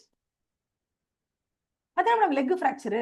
ஆமாப்பா லெக் ஃப்ராக்சர் ஆயிருக்கு, அதாவது இன்வென்ட்ரிய மொத்தமா 1 கோடி ரூபாய்க்கு மதிப்புள்ள இன்வென்ட்ரி இருக்குன்னு சொன்னாங்க, ஆனா உள்ள போய் பார்க்கும்போது 50 லட்சம் ரூபாய்க்கு தான் இன்வென்ட்ரி இருக்கு, மிச்சம் 50 லட்சம் மதிப்புள்ள இன்வென்ட்ரியை காணோம், ப்ராப்பர் எவிடன்ஸ் எதுவும் எங்களுக்கு கிடைக்கல. ஆனா இந்த இன்வென்ட்ரிய தவிர மத்த எல்லாமே கரெக்டா தான் இருக்கு. இன்வென்ட்ரி க்ளோசிங் பேலன்ஸ் அவங்க கிட்ட 1 கோடி ரூபாய் மதிப்புல கூட்ஸ் இருக்குன்னா 50 லட்சம் தான் இருக்கு. கேட்டா 50 லட்சத்துக்கு கூட்ஸ் இன் டிரான்சிட்னு சொல்றானுங்க. இங்க இருந்து அமுச்சு விட்டோம், அங்க இருக்கு, இங்க இருக்கு, வழியில இருக்குன்றாங்க, ஹரியானாக்கு போயிட்டு இருக்குன்றாங்க. ஏதாவது டாக்குமெண்ட்ஸ் கேட்டா அதுவும் இல்ல. சோ இது மட்டும் எங்களுக்கு இன்னும் கன்ஃபியூஷனாவே இருக்கு. அதனால எங்களால கிளீன் ரிப்போர்ட் கொடுக்க முடியாதுன்னு சொல்றாங்க. அப்ப இந்த மாதிரி ஒப்பீனியனுக்கு பேர் என்னன்னா, அந்த entire P&L balance sheet, cash flow statements, அதுக்கப்புறம் இருக்கக்கூடிய நோட்ஸ் டு அக்கவுண்ட்ஸ், இது எல்லாத்துலயுமே ஏதோ ஒரு இடத்துல மட்டும் தான் பாதிப்பு இருக்கு. For example land and buildings போட்டு கிட்டத்தட்ட 3 கோடிக்கு போட்டிருக்காங்க. 3 கோடி ரூபாய்க்கு லேண்ட் அண்ட் பில்டிங்ஸ் போட்டிருக்காங்க. ஆனா உண்மையாவே அதோட வர்த்து 2 கோடி தான். இது ஆடிட்டர் எடுத்து சொல்றாரு. என்னப்பா 2 கோடிக்கு மேல அந்த ப்ராப்பர்ட்டி போகாது. நீ ஏன் 3 கோடிக்கு போட்டிருக்க? இது எப்படி அதை மாத்து அப்படி சொல்றாரு. ஆனா அவங்க மாத்த மாட்டேங்கிறாங்க. இப்ப இந்த ஒரே ஒரு மிஸ்டேக்கை தவிர மத்த என்டையர் பினான்சியல் ஸ்டேட்மெண்ட்ஸ் எந்த பிரச்சனையும் இல்லைன்னு வைங்களேன். அப்ப நீங்க கால் பிராக்சர் ஆன மாதிரி நீங்க என்ன கொடுக்கலாம்னா குவாலிஃபைடு ஒப்பீனியன் நீங்க கொடுக்கலாம். அதாவது மிஸ்டேக் இருக்கு, கால் உடைஞ்சிருக்கு, ஆனா உயிர் போகல, நல்லாதான் இருக்கு, உயிர்லாம் நல்லாதான் இருக்கு, பட் கால் உடைஞ்ச மாதிரி. அதாவது என்ன சொல்றாங்க, சிம்பிளா வந்து அந்த வெறும் அந்த நான் கரண்ட் அசெட்ல லேண்ட் அண்ட் பில்டிங் மட்டும் ஓவர் ஸ்டேட் ஆயிருக்கு 1 கோடி ரூபாய்க்குன்றது மட்டும் நீங்க அங்க என்ன பண்ண போறீங்க, குவாலிஃபை பண்ண போறீங்க. You are going to qualify your audit report by saying that the non-current asset கூடிய land and building overstate ஆயிருக்குன்னு சொல்ல போறீங்க. இது குவாலிஃபிகேஷன் ரிப்போர்ட். இதுலயே அட்வர்ஸ் வேஸ்ட் டானின் அட்வர்ஸ் டானின்னு எப்ப நம்ம சொல்லுவோம், நம்ம ஏகப்பட்ட மிஸ்டேக்ஸ், நிறைய மிஸ்டேக்ஸ். இன்வென்டரியில மிஸ்டேக் இருக்கு, அங்க மிஸ்டேக் இருக்கு, அசெட்ஸ்ல சொல்றதுல மிஸ்டேக் இருக்கு, ஷேர் கேபிட்டல் அவங்க வந்து கனெக்ட் பண்ணதுல மிஸ்டேக் இருக்கு, எக்ஸ்பெண்டிச்சர்லாம் வந்து பண்ணாத எக்ஸ்பெண்டிச்சர்லாம் பண்ண மாதிரி வெறும் என்ன சொல்றது, வெறும் கோஸ்ட் ரெசீட்ஸை காமிச்சு நிறைய எக்ஸ்பெண்டிச்சர் ரெக்கார்ட் பண்ணியிருக்கான், ஏகப்பட்ட பொய் கணக்கு எழுதி வச்சிருக்கான், எல்லா பக்கத்துல இருந்தும் டார்ச்சர். அந்த மாதிரி இருந்துச்சுன்னா that is called as வாட்னு கேட்டா அட்வர்ஸ் ஒப்பீனியன் சொல்லுவோம். What is it called? It is called as adverse opinion. அட்வர்ஸ்னா எதுவுமே சரியில்லைங்க, தயவு செஞ்சு இந்த பினான்சியல் ஸ்டேட்மெண்ட்டை நம்பாதீங்க அப்படின்னு சொல்றது. என்ன சொல்றது, பினான்சியல் ஸ்டேட்மெண்ட்ல சொல்லி இருக்கிற எதுவுமே உண்மை இல்லை, எல்லாமே போங்கு, எதையும் நம்பாதீங்கன்னு அர்த்தம். அட்வர்ஸ் ரிப்போர்ட்னா. குவாலிஃபைட் ரிப்போர்ட்னா இந்த பினான்சியல் ஸ்டேட்மெண்ட்ல இருக்கிறத டிபெண்ட் பண்ணி நீங்க என்ன டெசிஷன் வேணா எடுங்க. ஆனா இந்த லேண்ட் அண்ட் பில்டிங்கோட வேலை 2 கோடி தான் 3 கோடியும் போட்டு வச்சிருக்கான். அது ரிலேட்டடா நீங்க ஏதாவது டெசிஷன் எடுக்கிறதா இருந்தா உஷாரா இருங்க அப்படின்னு உஷார் பண்றதுக்கு பேரு வந்து குவாலிஃபைட் ரிப்போர்ட். இல்லங்க சுத்தமா வேஸ்ட்டுங்க, இது யாருமே நம்பாதீங்கன்னு சொன்னா அதுக்கு பேர் என்னது, அட்வர்ஸ் ஒப்பீனியன் அர்த்தம். புரியுதா? பேசிக்கா முதல் நாள் கிளாஸ்ல நான் இதை சொல்லி கொடுக்கறதுக்கு காரணம் என்னன்னா, இதெல்லாம் ஏபிசிடி மாதிரி சாகுற வரைக்கும் நம்ம மறக்க கூடாது. அப்ப எப்படி பண்ணணும், நீ ஒப்பீனியன் கொடுக்க போயிருக்கேன்னா அங்க ட்ரூ அண்ட் ஃபேர் வியூ உனக்கு கிடைச்சா நீ என்ன பண்ணணும், அன்மாடிஃபைடு ஒப்பீனியன் கொடு, இல்லையா நீ மாடிஃபைடு ஒப்பீனியன் தான் கொடுக்கணும். இந்த மாடிஃபைடு ஒப்பீனியனை என்ன பண்றோம், நம்ம ரெண்டா பிரிக்கிறோம். ஃபர்ஸ்ட் பேசிக்கா ரெண்டா பிரிக்கிறோம். ஒன்னு குவாலிஃபைடு ஒப்பீனியன், இன்னொன்னு அட்வர்ஸ் ஒப்பீனியன். இதை விட தமாஷா ஒண்ணு இருக்கும், அதுக்கு பேர் என்ன தெரியுமா, disclaimer of opinion. Disclaimer of opinion என்னன்னா, ஒரு பினான்சியல் ஸ்டேட்மெண்ட் நீ என்கிட்ட கையில கொடுக்கணும். அதாவது நீ ஒரு வடை சுட்டுருக்கேன்னா அந்த வடை என்கிட்ட கையில கொடுத்து நீ என்ன சாப்பிட்டு பார்க்க சொன்னீங்கன்னா, நல்லா இருக்கு வடை, நல்லா தான் இருக்கு, ஆனா சூடு ஆறி போச்சு, நல்லாவே இல்லைன்னா நான் என்ன பண்ணலாம், மாடிஃபைடு ஒப்பீனியன் கொடுக்கலாம். To you understand? மாடிஃபைடு ஒப்பீனியன்லயே 3 இருக்கா, மாடிஃபைடு ஒப்பீனியன் 3 இருக்கு. ஃபர்ஸ்ட் வடை நல்லா இருக்கு, டேஸ்ட் எல்லாம் சூப்பரா இருக்கு, ஆனா சுட சுட ஆறி போயிருக்கு அப்படின்னா நான் என்ன பண்ணுவேன், இந்த இடத்துல குவாலிஃபைடு ஒப்பீனியன் கொடுப்பேன். சூடா இல்லப்பா, மத்தபடி வடை நல்லா இருக்குன்னு சொல்லிடுவேன். இந்த இடத்துல வடையே நல்லா இல்ல, கெட்டு போச்சு அப்படி சொன்னா இந்த இடத்துல என்ன சொல்லுவேன், அட்வர்ஸ் ஒப்பீனியன் கொடுத்துருவேன். இந்த பக்கம் டேய் வடை எப்படி இருக்குன்னு சொல்றானுங்கடா, ஆனா வடையை கண்டையே காமிக்க மாட்டேங்கிறாங்க, வடையை கேட்டாலே தர மாட்டாங்க, வடை கிடைச்சாதானே நான் சாப்பிட்டு பார்த்து நல்லா இருக்கா இல்லையான்னு சொல்ல முடியும். அந்த மாதிரி நம்ம போயிட்டு பர்ச்சேஸ் லெட்ஜர் எடுத்துட்டு வா, சேல்ஸ் லெட்ஜர் எடுத்துட்டு வாங்க, இந்த டாக்குமெண்ட்ஸ் எடுத்துட்டு வாங்க, இன்வென்டரி செக் பண்ணலாம் வாங்க, பிசிக்கல் கவுண்ட் பண்ண போலாம் வாங்கன்னு எதுக்கு கூப்பிட்டாலும் எதை கேட்டாலும் ரெஸ்பாண்டே பண்ண மாட்டாங்க அந்த மேனேஜ்மெண்ட். அப்ப ஷேர் ஹோல்டர்ஸ்க்கு நம்ம என்ன பதில் சொல்ல முடியும், வடை கொடுத்தானே சாப்பிட்டு பார்த்து நல்லா இருக்கா நல்லா இல்லையா சூடா இருக்கா இல்லைன்னு சொல்ல முடியும். அவன் எதுவுமே கொடுக்க மாட்டேங்கிறான்னு சொல்லும் போது அப்ப நம்ம என்ன சொல்லணும், I cannot express an opinion because I disclaim my opinion. Disclaimer of opinion, என்னால ஒப்பீனியன் கொடுக்க முடியல ஏன்னா அவங்க எனக்கு ரெஸ்பாண்ட் பண்ணல. Do you understand? அப்படி சொல்லிட்டாங்கன்னா, ஃபார் எக்ஸாம்பிள் 10 நாள்ல நீங்க ஆடிட் முடிக்கணும், ஆடிட் ஃபீஸ்லாம் உங்களுக்கு வந்து அவங்க ரொம்ப கம்மியா தான் தருவோம், அப்படி இப்படி நம்மளை போட்டு ரொம்ப டார்ச்சர் பண்ணி நம்ம ஸ்கோப்பையே லிமிட் பண்ணி நம்மள ஆடிட்டே பண்ண விடாம நம்ம ஆடிட் அங்க பண்ணுறதுக்கு போய் உட்காந்துருந்தா கேஷியர் லீவ்னு சொல்லி அனுப்புறது. 10 நாள் கழிச்சு திருப்பி போய் கேஷியர் பார்க்கலாம் போனா அவங்க கல்யாணம் பண்ணி போயிட்டாங்க, அவங்க இனிமே வரமாட்டாங்க வேலைக்கு, புது கேஷியர் நாங்க ஆள் எடுத்தாதான் உண்டு. இந்த மாதிரி தேவையில்லாத ஆணையெல்லாம் அங்க நிறைய இருந்துச்சுன்னா it is better for you to give disclaimer of opinion அப்படின்னு நம்ம சொல்லுவோம். ஓகேவா? இதை மட்டும் நல்ல பேசிக்கா ஞாபகம் வச்சுக்கோங்க. அப்ப இது தெரிஞ்சிருச்சுன்னா மட்டும்தான் இந்த இடத்த நீங்க என்ன பண்ண முடியும், உங்களால இந்த ஃபர்ஸ்ட் இந்த ஒரு முதல் பேராகிராஃபை நல்லா புரிஞ்சுக்க முடியும். என்ன சொல்றாங்க பாருங்க, எதுக்காக ஆடிட் பண்றீங்க, what is your objective of auditing for an auditor?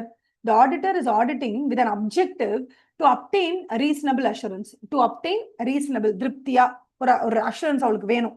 About whether the financial statements, நான் உங்களுக்கு financial statements என்னன்னு சொல்லிட்டேன்னா, whether the financial statements as a whole, financial statements on the whole பார்க்கும்போது P&L, balance sheet, cash flow statement, notes to accounts, statement on changes in equity, எல்லாத்தையும் பார்க்கும்போது financial statement as a whole, whether it is free from material misstatement.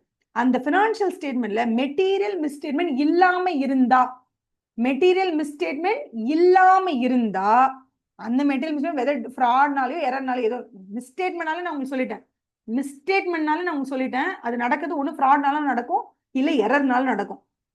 ஆடிட்டரை பொறுத்த வரைக்கும் if he obtains a reasonable assurance whether the financial statements taken as a whole are free from material misstatement, whether due to fraud or error, thereby enable our auditor, அப்பாடா, thereby enabling the auditor to express an opinion. என்ன opinion express பண்ண போறீங்க?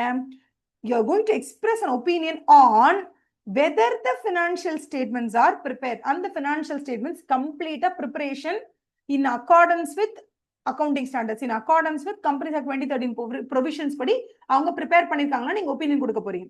So to express an opinion on whether the financial statements are prepared in all material respects.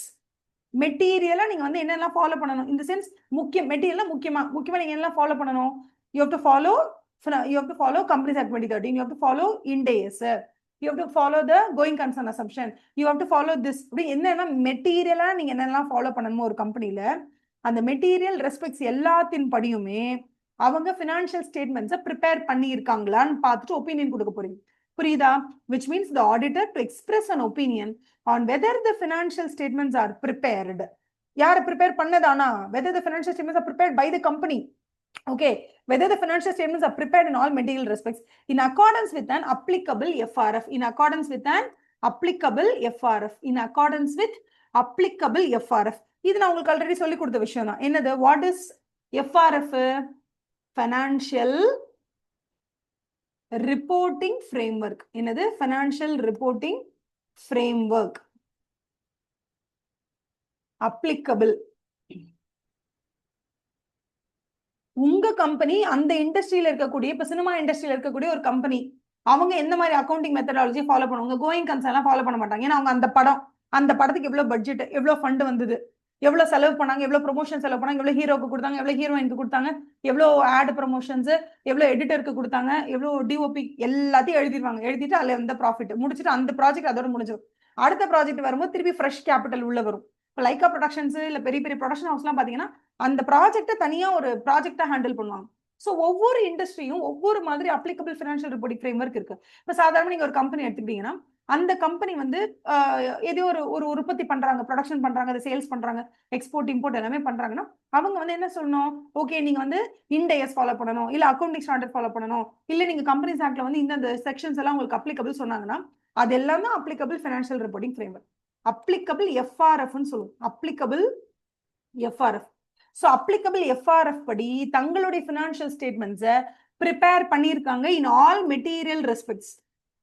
அதாவது டிட்டோவா companies act 2013 கொடுக்குற எல்லாத்தையும் நான் follow பண்ண முடியுமா? சில நேரம் ஃபாலோ பண்ண முடியும், சில நேரம் ஃபாலோ பண்ண முடியாது.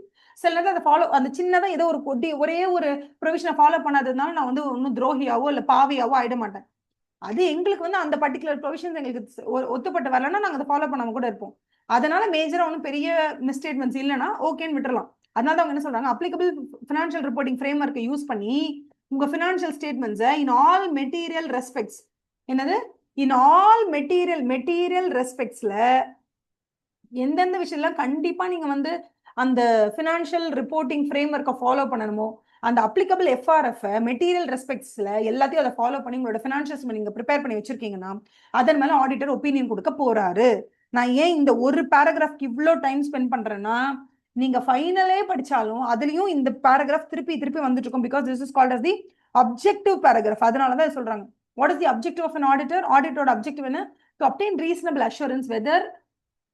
reasonable assurance about whether the financial statements taken as a whole are free from material misstatement, whether due to fraud or error, thereby enabling the auditor to express an opinion on the financial statements, whether the financial statements are prepared in all material respects in accordance with FRF. And அதோட அவரோட வேலை முடிஞ்சு போதா இல்ல, and to report on the FS and to report on the FS and communicate as required by the standards on auditing in accordance with the auditor's findings. நீங்க ஏதாவது ஒன்று find பண்ணிருப்பீங்கல்ல, audit evidence வச்சு நீங்க ஒரு கண்டுபிடிப்புக்கு வந்திருப்பீங்கல்ல, அதுக்கு பேர் வந்து ஆடிட் ஃபைண்டிங்ஸ், ஆடிட்டர்ஸ் ஃபைண்டிங்ஸ். அந்த ஆடிட் ஃபைண்டிங்ஸை வச்சு நீங்க ஏதாவது ஒரு ஆடிட்டர்ஸ் ஒரு கன்க்ளூஷனுக்கு வந்திருப்பீங்க. அந்த கன்க்ளூஷனை பேஸ் பண்ணி நீங்க என்ன பண்ணுவீங்க, ஒரு ஒப்பீனியனை கொடுக்க போறீங்க. அந்த ஒப்பீனியன் கொடுக்கறதுக்கு முன்னாடி நீங்க என்டையர் ஆடிட்டையும் பண்றதுக்கு நீங்க ஸ்டாண்டர்ட்ஸ் அண்ட் ஆடிட்னு இருக்கு. அது ஒரு ஆடிட்டர் ஆடிட் பண்ணணும்னா இப்படிதான் பண்ணணும், இது இதெல்லாம் பண்ணணும்னு அவருக்கு கைட் பண்றதுக்கு நிறைய ஸ்டாண்டர்ட்ஸ் இருக்கு. அந்த ஸ்டாண்டர்ட்ஸ் பேர் வந்து ஸ்டாண்டர்ட்ஸ் ஆன் ஆடிட்டிங். அந்த எஸ்ஏவை ஃபாலோ பண்ணி தான் அவர் ஆடிட்டே பண்ணணும்.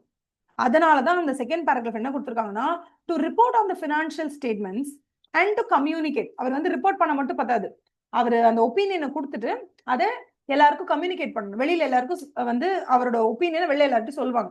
So to report on the financial statements and communicate as required by the standards on auditing. Standards on auditing அவரை எப்படி ரிப்போர்ட் பண்ண சொல்லுதோ அப்படிதான் அவர் ரிப்போர்ட் பண்ணணும். ஸ்டாண்டர்ட்ஸ் ஆன் ஆடிட்டிங் அவர் எப்படி கம்யூனிகேட் பண்ண சொல்லுதோ, யார்கிட்ட கம்யூனிகேட் பண்ண சொல்லுதோ அப்படிதான் அவர் கம்யூனிகேட் பண்ணணும். So to report and to communicate as per SA in accordance with auditor's findings. நீங்க ஆடிட் பண்ணும்போது உங்களுக்கு கண்டுபிடிச்ச விஷயங்கள் என்னவோ அதை பேஸ் பண்ணி you have to report and communicate based on following the standards on auditing. இது ரெண்டுத்தையும் ரைட்டிங் பிராக்டிஸ் பண்ணணும். மேடம் நான் ரேங்க் வாங்கணும், எக்ஸாமிஷன் வாங்கணும்னு யார் நினைச்சாலும் சரி, இந்த ரெண்டு பேராகிராஃபை பை ஹார்ட்டா தெரியணும் உங்களுக்கு. ஞாபகம் வச்சுலாம் சொல்லக்கூடாது. ஃபார் எக்ஸாம்பிள், டு அப்டைன் அப்படின்னு ஆரம்பிச்சாலே to obtain reasonable assurance that the financial statement taken as a whole, ஓகேவா, taken as a whole, whether இந்த மாதிரி taken as a whole, அப்ப to obtain reasonable assurance whether the financial statements taken as a whole are free from material misstatement, whether due to fraud or error, thereby enabling the auditor to express an opinion on whether the financial statements are prepared in all material respects in accordance with an applicable financial reporting framework. Start பண்ண அப்படியே poem மாதிரி வரணும், வாயில இருந்து. திருக்குறள்லாம் சொல்றோம்ல, அந்த மாதிரி வரணும். அந்த அளவுக்கு இது வந்து உங்களுக்கு ஒரு என்ன சொல்றது, தூக்கத்துல கூட கேட்டா கூட சொல்லணும்னு சொல்லுவாங்கல்ல, அந்த மாதிரி பை ஹார்ட்டா இது தெரியும். ஆப்ஜெக்ட் அதே மாதிரி to report and to communicate as per SA, ஓகேவா, in accordance with auditor's findings. இது இட்ஸ் வெரி வெரி இம்பார்ட்டன்ட். இதுதான் உங்களுக்கு வந்து என்னது objectives of audit. Objectives of audit இது ஆடிட்டரோட அப்ஜெக்டிவே தான். இது எந்த ஸ்டாண்டர்ட்ல கொடுத்துருக்காங்கன்னா SA 200. ஏன்னா சம்டைம்ஸ் ஆடிட் நமக்கு சொல்லி கொடுக்கும்போது என்ன ஆயிடும்னா, நமக்கு எஸ்ஏனாலே என்னன்னு சொல்லி கொடுத்துருக்க மாட்டாங்க. ஆனா அதுக்குள்ள ஆஸ் பர் SA 200 அந்த அதோட பேர் என்னன்னா, the objectives of the independent auditor and the conduct of an audit in accordance with SA எல்லாம் சொல்லுவாங்க. ஸோ ஃபர்ஸ்ட் ஆஃப் ஆல் எஸ்ஏனாலே நமக்கு என்னன்னு தெரியாது, அதுக்குள்ள objectives of audit is mentioned in SA 200 அப்படின்னு சொல்லுவாங்க. ஸோ பேசிக்கா வந்து ஸ்டெப் பை ஸ்டெப்பா கொஞ்சமா நம்ம படிப்போம், சரியா? ஸோ அப்ஜெக்டிவ்ஸ் ஆஃப் ஆடிட்ல ஃபர்ஸ்ட் பேசிக்கா ரெண்டு அப்ஜெக்டிவ் தான். டு அப்டைன் ரீசனபிள் அஷூரன்ஸ், அதுக்கப்புறம் to report and communicate. To obtain reasonable assurance on what? To obtain reasonable assurance whether the financial statement taken as a whole, whether financial statement taken as a whole are free from material misstatement, whether due to fraud or error, thereby enabling the auditor to express an audit opinion on whether the financial statements are prepared in all material respects, okay, in accordance with an applicable FRF. அப்புறம் என்னது? to report and to communicate as per SA in accordance with auditor's findings. இது வந்து உங்களுக்கு வந்து அப்படியே by ஹார்ட்டா தெரியும். இது it's very very very very important. இதுல நம்ம எஸ்ஏ ஆகவே முடியாது, ஓகேவா? இந்த இடத்துல இப்பதான் சொல்லி கொடுக்குறாங்க அவங்க, what is a reasonable assurance? Auditor's objective is to obtain a reasonable assurance அப்படின்னு கேக்குறாங்க. இங்கதான் சொல்றாங்க ரீசனபிள் அஷூரன்ஸ்னா என்ன தெரியுமா அப்படின்னு நீங்க சொல்லி கொடுக்குறாங்க. ரீசனபிள் அஷூரன்ஸ் வேற, அப்சல்யூட் அஷூரன்ஸ் வேற.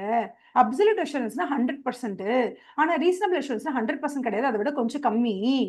அப்ப அஷூரன்ஸ்லயே வந்து 100% பாசிபிளே கிடையாது, அதுக்கு கீழே தான் possible. So reasonable assurance, moderate assurance, low assurance இதெல்லாம் தான் பாசிபிள். ஆனா இருக்கிறதுலயே ஹையஸ்ட் லெவல் ஆஃப் அஷூரன்ஸ் வந்து ரீசனபிள் அஷூரன்ஸ் தான். அதை வந்து நம்ம ஆடிட் தான் கொடுப்போம் அப்படிலாம் சொல்லியிருப்பாங்க. இங்க பாருங்க, ரீசனபிள் அஷூரன்ஸ்ன்றது கம்ப்ளீட் கேரண்டி கிடையாது, அதெல்லாம் சொல்லியிருக்காங்க இல்ல, ஓகே? அப்ப ஆடிட்ல நம்ம கொடுக்கிறது வந்து ரீசனபிள் அஷூரன்ஸ் தான், பட் நாட் அப்சல்யூட் அஷூரன்ஸ் அப்படின்னு சொல்றாங்க. இதெல்லாம் ஒரு பேராகிராஃப்ல புரியுற விஷயமா பாஸ்? எக்ஸாம்பிள் கூட கொடுக்க மாட்டேங்கிறாங்க பாஸ் அந்த மாதிரி. அடுத்தது என்ன சொல்றாங்க? தவறுன்னு நடக்குது, மிஸ்டேட்மெண்ட்ஸ் நான் சொல்றேன். What is misstatement? உள்ளது உள்ளபடி இல்லைன்னா அது மிஸ்டேட்மெண்ட். 100 போட வேண்டியதுல 101 போட்டா கூட அது மிஸ்டேட்மெண்ட் தான். 100 போட வேண்டியதுல நீ 1 கோடி போட்டா அது மெட்டீரியல் மிஸ்டேட்மெண்ட். 100 போட வேண்டியதுல 120 போட்டுட்டா அது ஒன்றும் மெட்டீரியல் மிஸ்டேட்மெண்ட் இல்லை. அப்ப மிஸ்டேட்மெண்ட் அப்படின்னாலே இட் இஸ் நாட் ட்ரூன்னு அர்த்தம். ஆனா நாட் ட்ரூனாலும் சின்னதா 100 போடுறது 102 போட்டுட்டா இதுல என்னடி தப்பு விட அப்படின்னு சொன்னா இட்ஸ் ஃபைன். 100 போட வேண்டியதுல 1020 rupees போட்டா அது கண்டிப்பா மெட்டீரியல் தான். அப்போ what is material, what is not மெட்டீரியல்ன்றது கம்பெனியோட பர்ஸ்பெக்டிவ் பொறுத்து இருக்கு. சி, கம்பெனி 2000 கோடி ப்ராஃபிட் பண்ற கம்பெனி, அங்க போய் 1000 ரூபாய்க்கு ஒரு சின்ன மிஸ்டேட்மெண்ட் இருக்கு, அது இம்மெட்டீரியல், விட்டுறலாம். ஆனா டோட்டல் ப்ராஃபிட் ஆஃப் த கம்பெனியே ஒரு 3 லட்சம் ரூபாய் தான். அங்க போய் 10,000 ரூபாய்க்கு ஒரு மிஸ்டேக் நடந்திருக்கு, இல்ல 1000 ரூபாய்க்கு ஒரு மிஸ்டேக் நடந்திருக்கு, அது மெட்டீரியல் தான். புரியுதா? தனிப்பட்ட முறையில ஒரு ஒரு total profit of the company 1 லட்சம் ரூபாய் தானா, அங்க 10,000 ரூபாய்க்கு ஒரு மிஸ்டேட்மெண்ட் நடந்தா அது கண்டிப்பா மெட்டீரியல் தான். சோ 10,000 rupeesக்கு ஒரு மிஸ்டேட்மெண்ட் நடந்தா அது மெட்டீரியலா இம்மெட்டீரியலாங்கிறது எதை பொறுத்துனா, அந்த கம்பெனியோட டர்ன் ஓவர் எவ்வளோ, அவங்க பேலன்ஸ் ஷீட்டோட வெயிட் எவ்வளோ. பேலன்ஸ் ஷீட்ல ரெண்டு பக்கமும் நல்லா 30,000 கோடிக்கு வச்சிருக்காங்க. Balance sheet assets and liabilities ரெண்டு பக்கம் 30,000 கோடிக்கு இருக்கு. இந்த சைடு 30,000 இருக்கு, ரெண்டு சைடு 30,000 பேலன்ஸ் பண்ணி வச்சிருக்காங்க. 30,000 கோடிக்கு அவங்க கிட்ட அசெட் இருக்கு. ஓகேவா? அப்படின்னும் போது இந்த இடத்துல ஒரு சின்ன mistake for 10,000 is not a big deal. ஆனா அவங்களோட பேலன்ஸ் ஷீட்டே மொத்தம் 3 லட்சம் ரூபாய்க்கு தாங்க இருக்கு அப்படின்னா, இந்த 10,000 ரூபாய்க்கு நடக்கிற மிஸ்டேட்மெண்ட் ஒரு மெட்டீரியல் தான். இன்னொன்னு வந்து என்னன்னா, இந்த ப்ரொஃபஷனல் ஜட்ஜ்மெண்ட் வச்சு auditor will decide whether misstatement is material or not அப்படின்னு. ஓகேவா? இதுதான் மிஸ்டேட்மெண்ட். மிஸ்டேட்மெண்ட் எப்படி நடக்கலாம்? வேணும்னே கூட ஒரு 100 பதிலா 120 போட்டுக்கலாம், இல்ல தெரியாம கூட போட்டுக்கலாம். So it can happen due to fraud or error. ஓகேவா? வேற என்னது? எப்போதுமே அப்டைனிங் ரீசனபிள் அஷூரன்ஸ் வந்து ஆஸ் அ ஹோல் தான் பாக்குறாங்க. தனிப்பட்ட முறையில இன்வென்டரியில என்ன மிஸ்டேக் இருக்கு, இல்லனா இந்த எக்ஸ்பென்ஸ் ரெக்கார்ட் பண்ணும்போது என்ன தப்பு பண்ணாங்க, அந்த தப்பை வச்சா நீங்க வந்து ஃபினான்ஷியல் ஸ்டேட்மெண்ட்ல ஒப்பீனியன் கொடுக்குறீங்க இல்ல. குட்டி குட்டியா நிறைய மிஸ்டேட்மெண்ட்ஸ் இருக்கும். எல்லா மிஸ்டேட்மெண்ட்ஸையும் சேர்த்து எடுத்து பார்க்கும்போது on the whole financial statements வந்து மெட்டீரியலா மிஸ்டேக் ஆயிருந்துச்சுன்னா மட்டும்தான் நீங்க என்ன பண்ண போறீங்க, பேட் ஒப்பீனியன் கொடுக்க போறீங்க, இல்லனா குட் ஒப்பீனியன் தான் கொடுப்பீங்க. ஸோ தனிப்பட்ட ஒவ்வொன்றா நீங்க எடுத்து குட்டி குட்டி சின்ன சின்ன மிஸ்டேட்மெண்ட்ஸ் இருந்தாலும் on the whole full financial ஸ்டேட்மெண்ட்ஸின் மீது அதனுடைய எஃபெக்ட் எப்படி இருக்குமோ அதை பொறுத்து தான் நம்ம என்ன பண்ண போறோம், we are going to give opinion சொல்லும். இன்னொன்னு ஒப்பீனியன் அப்படிங்கறத நீங்க ரிப்போர்ட்ல சைன் போட்டு அதை கம்யூனிகேட் பண்ணணும். ஸ்டாண்டர்ட்ஸ் அண்ட் ஆடிட்டிங் சொல்லியிருப்பாங்க எப்படி கம்யூனிகேட் பண்ணணும், யார்கிட்ட கம்யூனிகேட் பண்ணணும், அதெல்லாம் ஸ்டாண்டர்ட்ஸ் அண்ட் ஆடிட்டிங் சொல்லியிருப்பாங்க. But it is the objective of an audit to report and to communicate, ஓகேவா, as per standards and auditing in accordance with auditor's findings. Auditor என்ன find பண்ணாரோ அந்த என்டையர் ஆடிட்ல இருந்து அதை பேஸ் பண்ணி அவர் ரிப்போர்ட் பண்ணணும், கம்யூனிகேட்டும் பண்ணணும். So 3 important keywords என்னன்னா, to obtain reasonable assurance, to report and to communicate. இது மூணுமே இட்ஸ் வெரி வெரி இம்பார்ட்டன்ட். இதுதான் சும்மா இந்த செக் பாக்ஸ் மாதிரி கொடுத்துருப்பாங்க. செக் பாக்ஸ்ல obtain a reasonable assurance that the financial statement taken as a whole are free from material misstatement due to fraud or error. அதுக்கப்புறம் gaining reasonable assurance leads to formation of opinion. அதே தான் ஃபுல்லா. ரெண்டாவது to report on the financial statements, reporting of opinion in accordance with audit findings. இதே paragraph தான் அவங்க அந்த பாக்ஸ்ல கொடுத்துருக்காங்க. இந்த 2 பேராகிராஃப் தான் அந்த பாக்ஸ்லயும் கொடுத்துருக்காங்க. புரியுதாமா?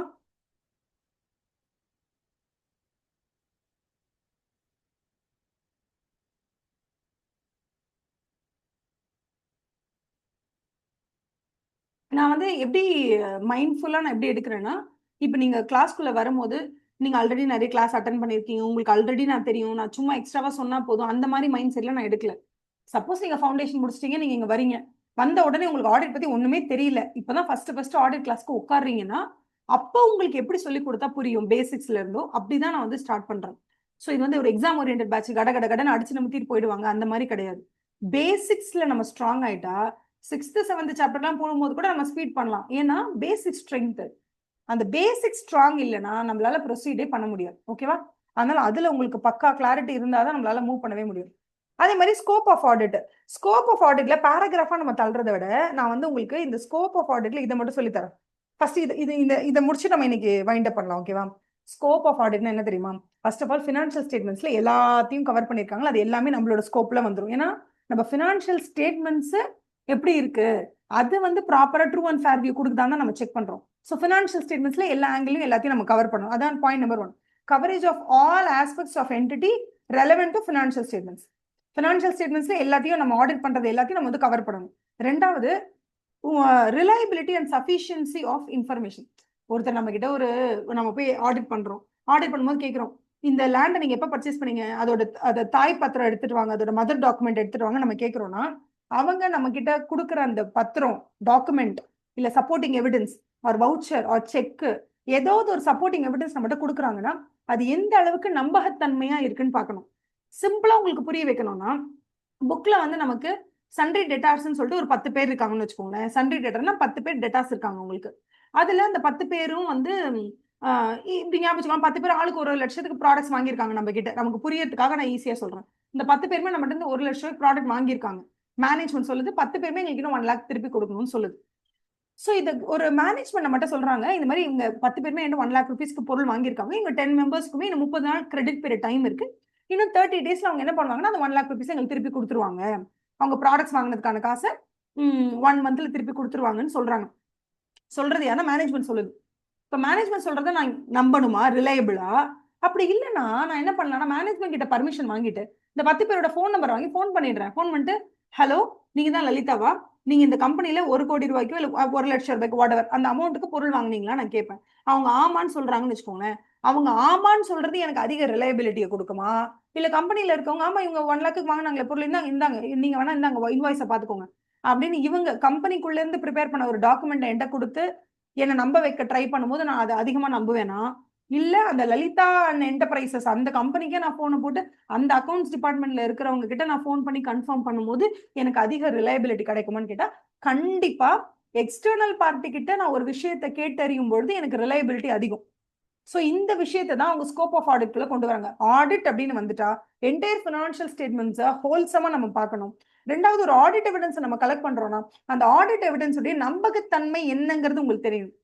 ரெண்டாவது ஒரு விஷயத்தை பத்தி நீங்க எவ்வளவு ஆடிட் எவிடன்ஸ் கலெக்ட் பண்ணணும். ஃபார் எக்ஸாம்பிள் உள்ள வந்து சிசிடிவி ஒர்க் ஆகுதா இல்லையா அப்படின்னு நீங்க செக் பண்ணணும்னு வச்சுக்கோங்களேன். உள்ள 100 சிசிடிவி இருக்கு. இந்த 100 சிசிடிவியும் பக்காவா 365 நாளும் ஓகேவா எல்லா நாளும் ஒர்க் பண்ணும். 365 டேஸும் ஒர்க் பண்ணணும். 24/7 ஒர்க் பண்ணணும். இது ஒர்க் பண்ணுதா இல்லையான்னு செக் பண்றதுக்கு நீங்க எவிடன்ஸ் கலெக்ட் பண்றீங்க.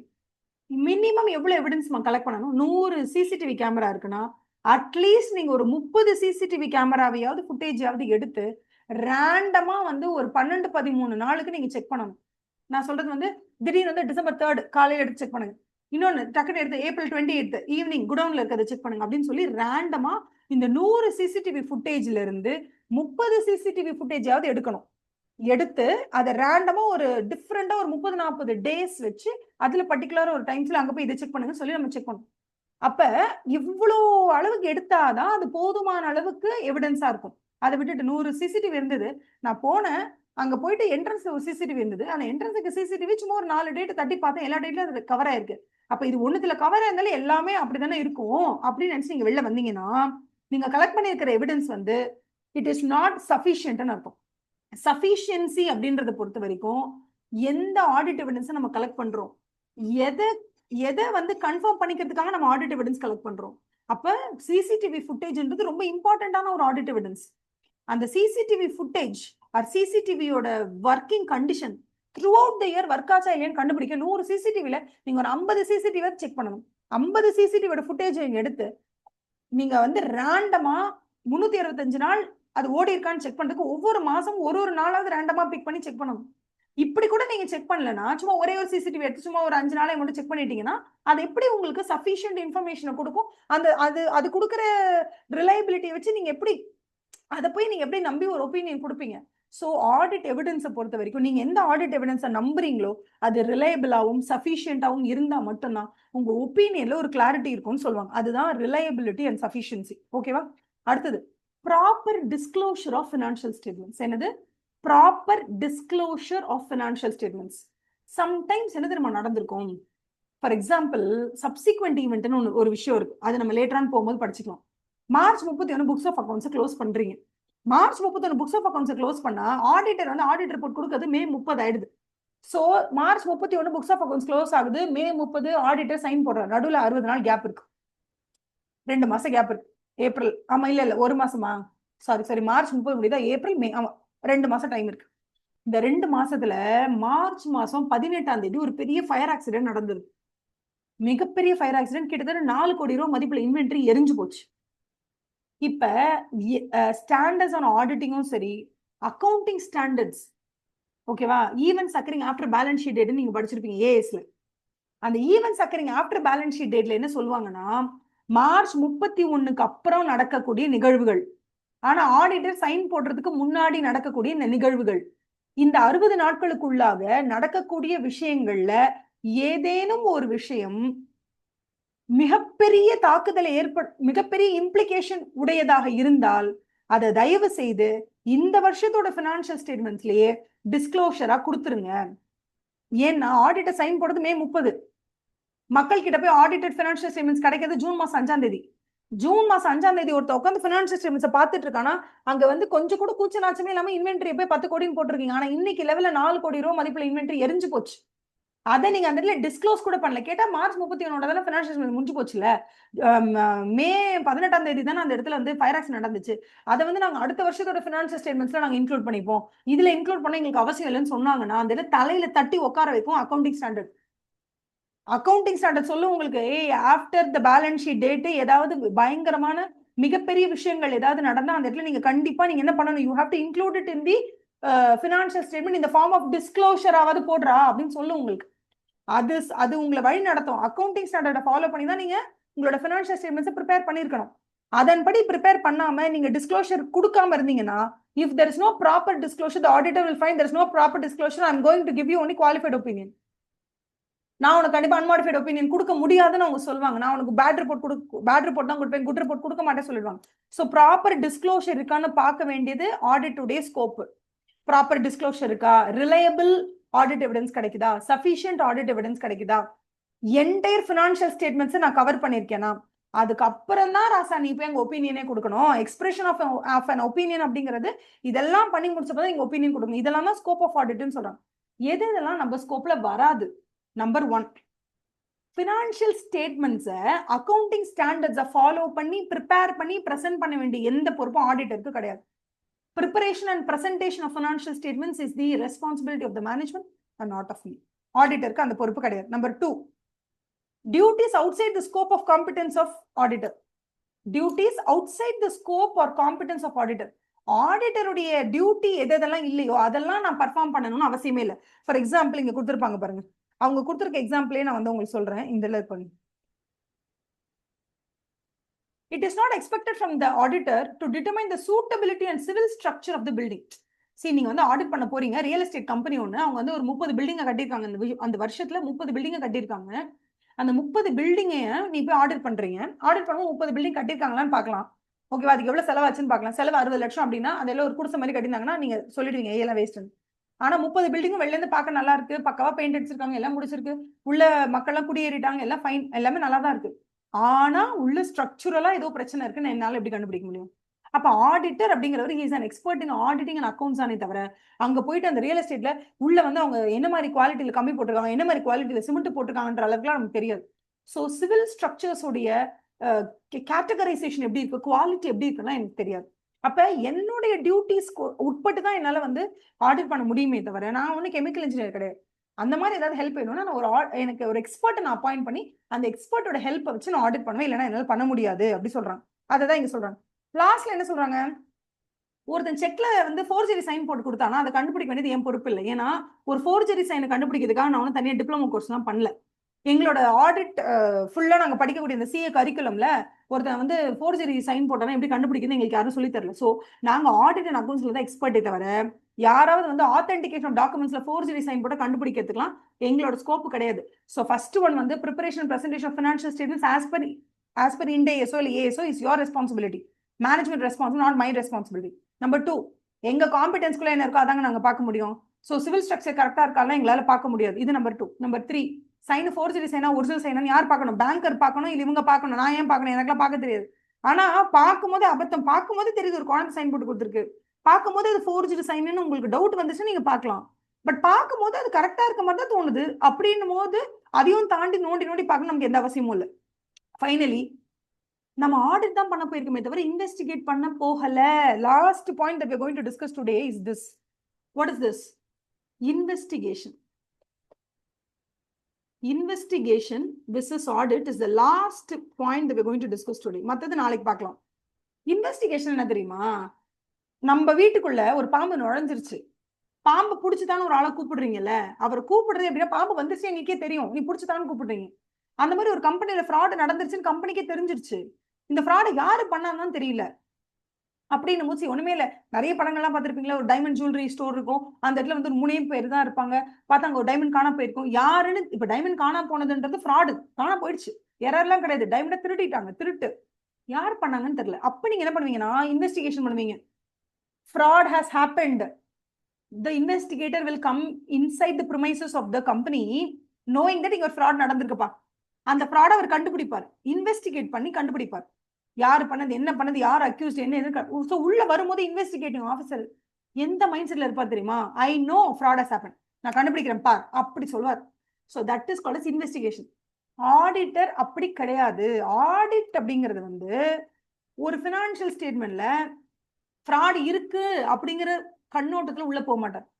ஆடிட் அப்படிங்கிறது எல்லா வருஷத்தோடைய மார்ச் 31 நீங்க புக்ஸ் ஆஃப் அக்கௌண்ட்ஸ் க்ளோஸ் பண்றீங்கல்ல, பீரியாடிசிட்டி கான்செப்டை யூஸ் பண்ணி 12 மாசத்துக்கு ஒரு தடவை எப்படி இருக்குன்னு ரிவ்யூ பார்த்தா தான் அடுத்த 12 மாசத்துல நம்ம பர்ஃபார்மன்ஸ் இன்க்ரீஸ் பண்ண முடியும்னு தெரிஞ்சு 12 மாசத்துக்கு ஒரு தடவை ஃபினான்ஷியல் ஸ்டேட்மெண்ட்ஸ் ப்ரிப்பேர் பண்றீங்கல்ல, அந்த பீரியாடிசிட்டி கான்செப்டை யூஸ் பண்ணி நீங்க ப்ரிப்பேர் பண்ற அந்த financial statements whether it reflects true and fair வியூவா இல்லைன்னா உள்ள பார்க்க வராரு.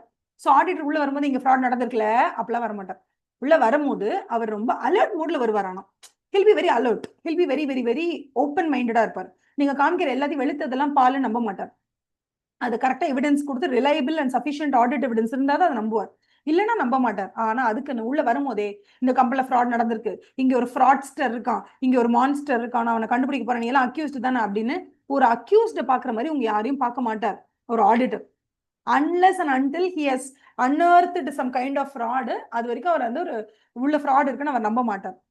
உள்ள வரும்போதே he will come with an open mind but அலர்ட்டா இருப்பார். அதாவது உள்ள வரும்போது ஒரு ஒரு ஒரு எவிடன்ஸ் அவர்கிட்ட கொடுக்குறீங்கன்னு வச்சுக்கோங்களேன், ஒரு ஆடிட் எவிடன்ஸ் அவர்கிட்ட கொடுக்குறீங்க, ஒரு ரிப்போர்ட் கொடுக்குறீங்க, இல்ல ஒரு டாக்குமெண்ட்டை கொடுக்குறீங்க, இல்ல ஒரு செக்கோ இல்ல இன்வாய்ஸ் இல்ல ரெசீட் ஏதோ அவர்கிட்ட கொடுக்குறீங்கன்னா அதை வாங்கி அவர் பார்க்கும்போது அது ரிலையபிளா இருக்கா, சஃபிஷியண்டா நிறைய எவிடன்ஸ் நம்ம கலெக்ட் பண்ணிட்டோமா, அதெல்லாம் அவர் பார்ப்பாரு. பார்த்துட்டு தான் அது கரெக்டா இல்லையான்னு முடிவு பண்ணுவார். கரெக்டா இல்லாத மாதிரி அவருக்கு ஏதாவது சின்ன சின்னதா டவுட்ஸ் வந்துச்சுன்னா இன்னும் கொஞ்சம் அடிஷனலா என்ன பண்ணுவார், நிறைய ஆடிட் எவிடன்ஸ் கலெக்ட் பண்ணுவார். பட் அவர் உள்ள வரும்போதே ஒரு ஃப்ராட்ஸ்டர் கும்பல்ல தான் நம்ம வந்து டீல் பண்ண போறோம்னு வரமாட்டார். So investigation happens once you find out there is fraud. But audit is like every year exercise where it is being done to give more confidence to the users of financial statements, to put their reliance on the audit report or audited financial statements to make some decisions. Users of financial statement decision எடுக்கிறத அவங்களோட confidence enhance பண்றதுக்காக நம்ம audit பண்றோமே தவிர investigation மாதிரி உள்ள fraud நடந்துக்கு இதை கண்டுபிடிச்சு கொடுங்கன்னு நம்ம ஆடிட்டர் உள்ள கூப்பிடுறது இல்லை. So auditor comes with open mind, but அவர் எப்பவுமே அலர்ட் மோட்ல இருப்பார். ஏதாவது ஒரு பாசிபிலிட்டி உள்ள வந்து ஃப்ராட் பாசிபிலிட்டி இருந்தா டக்குன்னு மோப்ப முடிச்சிருவார். ஓகேவா? ஸோ அவங்க பேர் எப்போதுமே அவர் அலர்ட்டா இருப்பார். அதுக்கு பேர் கூட என்னன்னா ப்ரொஃபஷனல் ஸ்கெப்டிசிசம். ஸ்கெப்டிக்காவே இருப்பார். எப்பவுமே நீங்க எது சொன்னாலும் உடனே நம்பிட மாட்டார். ப்ரொஃபஷனலி அவர் ஸ்கெப்டிக்கா இருப்பார். நீங்க சொன்னீங்கன்னா அதுல 50% உண்மை 50% பொய் நினைச்சுக்கிட்டு போய் அதை ஃபுல்லா ஆடிட் எவிடன்ஸ் செக் பண்ணிட்டு ஆடிட் எவிடன்ஸ் வந்து ரிலையபிளா சஃபிஷியன்டா குவாலிட்டேட்டிவா குவான்டிடேட்டிவா சஃபிஷியன்ட் அப்ராப்ரியேட் ஆடிட் எவிடன்ஸ் கிடைச்சதுக்கு அப்புறம் தான் அது ஓகேன்னு அவர் ஒத்துப்பார். Do you understand? எப்போதுமே that's very important. Skepticism is very important for an auditor. Professional skepticism is one of the most important qualities of an auditor. ஒரு ஆடிட்டருக்கு என்னென்ன குவாலிட்டிஸ் எல்லாம் இருக்கணும்லாம் சொல்லுவாங்க, அதுல வரும். அதெல்லாம் நம்ம நிறைய படிக்கலாம். ஓகேவா? மற்றபடி நாளைக்கு நம்ம வந்து ஃபர்ஸ்ட் என்ன பண்ணலாம்னா இன்னைக்கு என்னென்ன படிச்சோமோ ஒரு சின்ன ஜிஸ்ட் மாதிரி பார்த்துட்டு அதுக்கப்புறம் will go for inherent limitations of audit. ஓகேவா? ஏன்னா இன்னைக்கு ஆல்ரெடி கொஞ்சம் நிறைய நம்ம படிச்சிட்டோம்ல, அதனால ஃபர்ஸ்ட் டே ஓப்பனிங் செஷனு சரி சும்மா இன்னைக்கு வந்து பிள்ளையார் சொல்லி போட்டு ஆரம்பிச்சு வச்சிடலாம் அப்படின்னா இந்த கிளாஸ். ஓகேவா? ஏன்னா இன்னைக்கு தான் நிறைய பேர் லாஸ்ட் மினிட்ல 2-3 பேர் வந்து ஜாயின் பண்ணாங்க. அதனால அவங்க எல்லாருக்கும் கரெக்டாக லிங்க் கொடுத்து அது இதுன்னு சொல்லி எல்லாத்தையும் கோஆர்டினேட் பண்றதுக்குள்ள பயங்கர ஹெக்டிக் ஆயிடுச்சு. ஸோ நாளைக்கு இன்ஹெரண்ட் லிமிடேஷன்ஸை படிச்சுட்டு அதுக்கப்புறம் அதை தாண்டி ஒன்றும் பெருசா அப்படியே பயங்கரமா மனப்பாடம் பண்ற அளவுக்குலாம் இது இருக்காது. ஓகேவா? அதுக்கப்புறம் I tell you what is engagement என்னது. நான் நிறைய படிச்சிருப்போம்ல, ஸ்டாண்டர்ட்ஸ் அண்ட் ஆடிட்டிங், எஸ்ஏன்னு ஒன்று இருக்கும், எஸ்ஆர்இன்னு ஒன்று இருக்கும், அதெல்லாம் நம்ம படிக்கலாம். Benefits of audit, why audit is mandatory, who appoint, இதெல்லாம் சும்மா ஒரு கேள்வி ஒரு பதில் அந்த மாதிரி தான் இருக்கு. ஓகேவா? That I will teach you tomorrow. நாளைக்கு வந்து will finish entire first chapter வந்து நாளைக்கு முடிச்சிருவோம். ஈஸி தான், ஒரே நாள்ல முடிச்சிருக்கலாம். பட் எனக்கு தான் வந்து வேகமா போய் முடிக்கிறதுல இஷ்டம் இல்லை. அதனால ஏன்னா மெயின் எக்ஸாம்ல எப்படியும் 5 மார்க்ஸ் வரும்பா. மெயின் எக்ஸாம்ல எப்படியும் ஃபர்ஸ்ட் சாப்டர் இருந்து 5 மார்க்ஸ் வரும். ஏன்னா இருக்கிறதே 11 சாப்டர் தான். ஸோ ஒரு சாப்டருக்கு ஆவரேஜா வந்து 8 to 9 மார்க்ஸ் வச்சாதான் 100 மார்க்ஸ் வரும். ஸோ ஃபர்ஸ்ட் சாப்டர் ரொம்ப சப்ப matter, salt water, but still fundamental chapter. அதனால இது எப்படி 4 to 5 மார்க்ஸ் வரும். எனக்கு அதை ரஷ் அப் பண்றதுக்கு அந்த அளவுக்கு ஐம் நாட் கம்ஃபர்டபுள். அதுவும் இல்லாம நீங்க பேசிக்ஸ் ஸ்ட்ராங்கா படிச்சுட்டாதான் அதுக்கப்புறம் உங்களுக்கு எல்லாமே ஈஸியா இருக்கும். அதனால தான் நம்ம வந்து இது ஃபாலோ பண்றோம். சரியா? இன்ஹெரண்ட் லிமிடேஷன்ஸ் மட்டும் தான் கொஞ்சம் ரொம்ப அழகான ஒரு கான்செப்ட். மத்ததெல்லாம் கேள்வி பதில் மதம். என்கேஜ்மெண்ட் என்ன, ஆடிட் என்கேஜ்மெண்ட் என்ன, ஆடிட் பண்றதுனால என்ன பெனிஃபிட்ஸ், ஜாலி தானே. ஆடிட் பண்ணா எல்லாருக்கும் நம்பிக்கை இன்க்ரீஸ் ஆகும். ஆடிட்டர் செக் பண்றாரு, அப்பாடா ஓகே பெரிய லெவல் எதுவும் ஃப்ராட் இல்லைன்னு தோணும். அந்த மாதிரி ஆடிட் பண்ண பேலன்ஸ் ஷீட்டா இருந்தா பேங்க்ல உடனே எடுத்து லோன் கொடுப்பாங்க. நிறைய பெனிஃபிட்ஸ் இருக்கு. கவர்மெண்ட்டை பொறுத்த வரைக்கும் ஓகே ஆடிட்டர் ஃபினான்ஷியல் ஸ்டேட்மெண்ட்ஸா ஓகே, அவங்க கவர்மெண்டல் பாலிசி மேக்கிங்லாம் ஏதாவது நம்மளோட பேலன்ஸ் ஷீட்ல இருந்து அவங்க ஏதாவது டெசிஷன்ஸ் எடுக்கணும். ஓகே உங்க பேலன்ஸ் ஷீட்டை பாரு, உங்களுக்கு எவ்வளவு டேர்ன் ஓவர், இவங்க டேர்ன் ஓவர் வச்சு அவங்களை கனெக்ட் பண்ணிக்கோ, என்ன இது நம்மளை பத்தி இந்த டீடைல்ஸ் கலெக்ட் பண்ணணும்னா கூட கவர்மெண்ட் வந்து நம்மளோட financial statements, audited financial statements நம்ம டேட்டாவை நம்புவாங்க, இல்லைன்னா நம்ப மாட்டாங்க.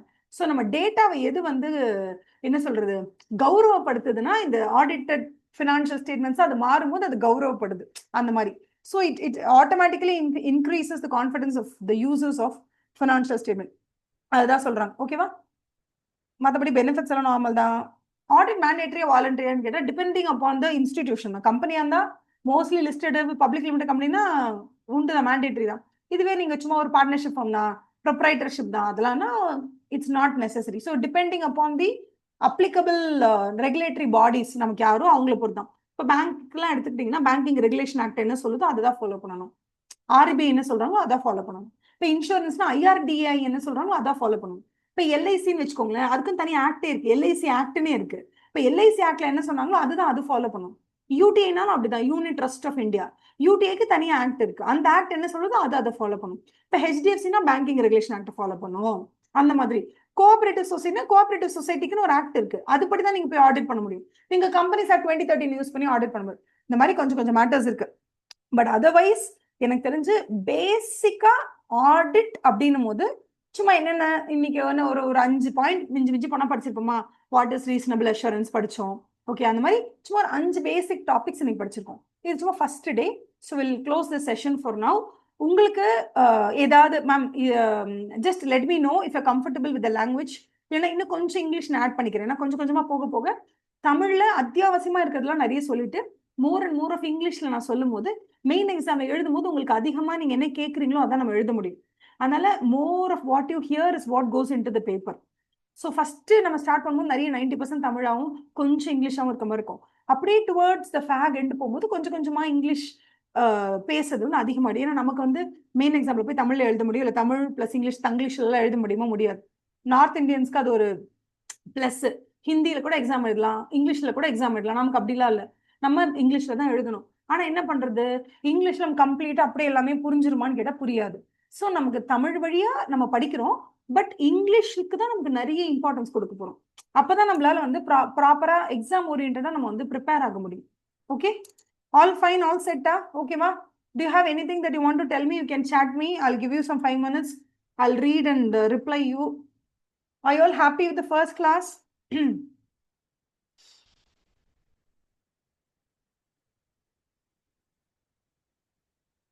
Everything fine and happy? Okay, okay, okay, okay, okay. Super, ma. Super, super, super. Thank you so much. ஆக்சுவலா இன்னைக்கு கொஞ்சம் நான் வந்து ஆங்ஷியஸா பேனிக் ஆயிட்டேன். ஏன்னு வச்சுக்கோங்களேன், எனக்கு வந்து என்னோட பிடிஎஃப் ரீடர் ஓப்பனே ஆகல. எனக்கு அது இருந்தால் தான் கம்ஃபர்டபுளா இருக்கும். லாஸ்ட் மினிட்ல என்ன ஆயிடுச்சுன்னா கிராஃபிக்ஸ் கார்டு இல்லை அது இல்லைன்னு சொல்லிட்டு ஃபுல் சிபிஓ மாத்திட்டாங்க.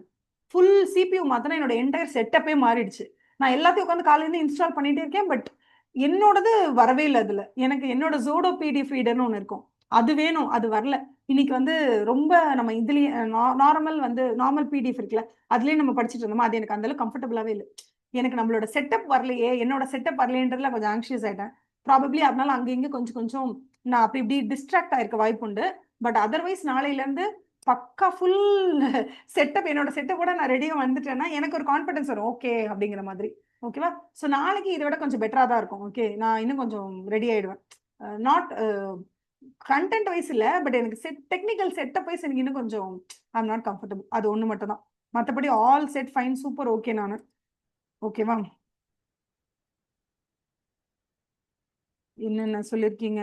ஆல் குட்டா? குட் இல்லைனாலும் நான் வந்து குட் இல்லைன்னா சொல்ல தயங்காதீங்க. ஓகேவா? நம்மளை பத்தி நிறைய கரெக்ஷன்ஸ் நீங்க சொல்ல சொல்ல சொல்ல நான் எல்லாமே அக்செப்ட் பண்ணிப்பேன். மேம் இந்த மாதிரி சொல்லி பாருங்க, அந்த மாதிரி சொல்லி பாருங்க, இது பண்ணலாமே அது பண்ணலாமே எல்லாமே சொல்லுங்க. பட் ஆனா வந்து ஒரு 1 வீக் டைம் எடுத்துக்கிட்டு சொல்லுங்க. ஏன்னா சம்டைம்ஸ் என்ன ஆகும்னா ஃபர்ஸ்ட் 2 ஹவர்ஸ் அட்டன் பண்ணிட்டு உடனே நீங்க வந்து ஜட்ஜ் பண்ண வேண்டாம். ஒரு 1 வீக் அட்டன் பண்ணுங்க. 1 வீக் அட்டன் பண்ணிட்டு if you have truly if you have some ma'am இது நீங்க கரெக்ஷன் பண்ணுங்க, அதை பண்ணுங்க, இதை பண்ணா நல்லா இருக்கும், எல்லாமே நீங்க சொல்லுங்க, ஒண்ணுமே பிரச்சனை இல்லை, நான் எல்லாமே கவனிச்சுப்பேன், கோவெல்லாம் பட மாட்டேன். ஓகேவா? In calling the expert by auditor for IT company it should be done by himself or by the company ma'am. ரெண்டுமே பண்ணிக்கலாம். யார் டவுட் கேட்டிருக்க பேர் டி தரணீஷ். தரணீஷ் என்ன டவுட் கேட்டிருக்காருன்னா, எக்ஸ்பர்ட்டை கூப்பிடணும்னு சொல்றாங்களே, நம்ம கூப்பிடணுமா கம்பெனி கூப்பிடணும்? நம்மளே கூப்பிட்டுக்கலாம் பெட்டர். கம்பெனி கிட்ட சொல்லி கூப்பிட சொன்னா கம்பெனிக்கும் அவங்களுக்கும் ஒரு லிங்க் இருக்கும். அவங்க என்ன சொல்லுவாங்க, சார் இதெல்லாம் ஆடிட்டர் தான் கேட்டாங்க, இப்படி சொல்லிடுங்க சார், அப்படி சொல்லிட்டுங்க சொல்லி அவங்க சொல்லி கொடுத்து அனுப்பிடுவான். ஸோ கம்பெனி அப்பாயிண்ட் பண்ண எக்ஸ்பர்ட்டை நம்ம யூஸ் பண்றது எப்போதுமே அவ்வளோ பெட்டர் கிடையாது. நம்ம அப்பாயிண்ட் பண்ணிக்கிறது பெட்டர். இது எல்லாமே நீங்க எஸ்சி 600 சீரீஸ்ல படிக்க வரும்போது படிப்பீங்க. ஓகேவா? It's better. Good question, good question, appreciable question. நம்மளே தான் அப்பாயிண்ட் பண்ணணும். Okay, super. Kindly share assignment questions. கண்டிப்பா ஷேர் பண்றேன். ஃபர்ஸ்ட் சாப்டர் முடியும் போது நானே ஷேர் பண்ணுவேன். சரியா? அந்தந்த சாப்டர் முடியும் போது I will give you assignment questions.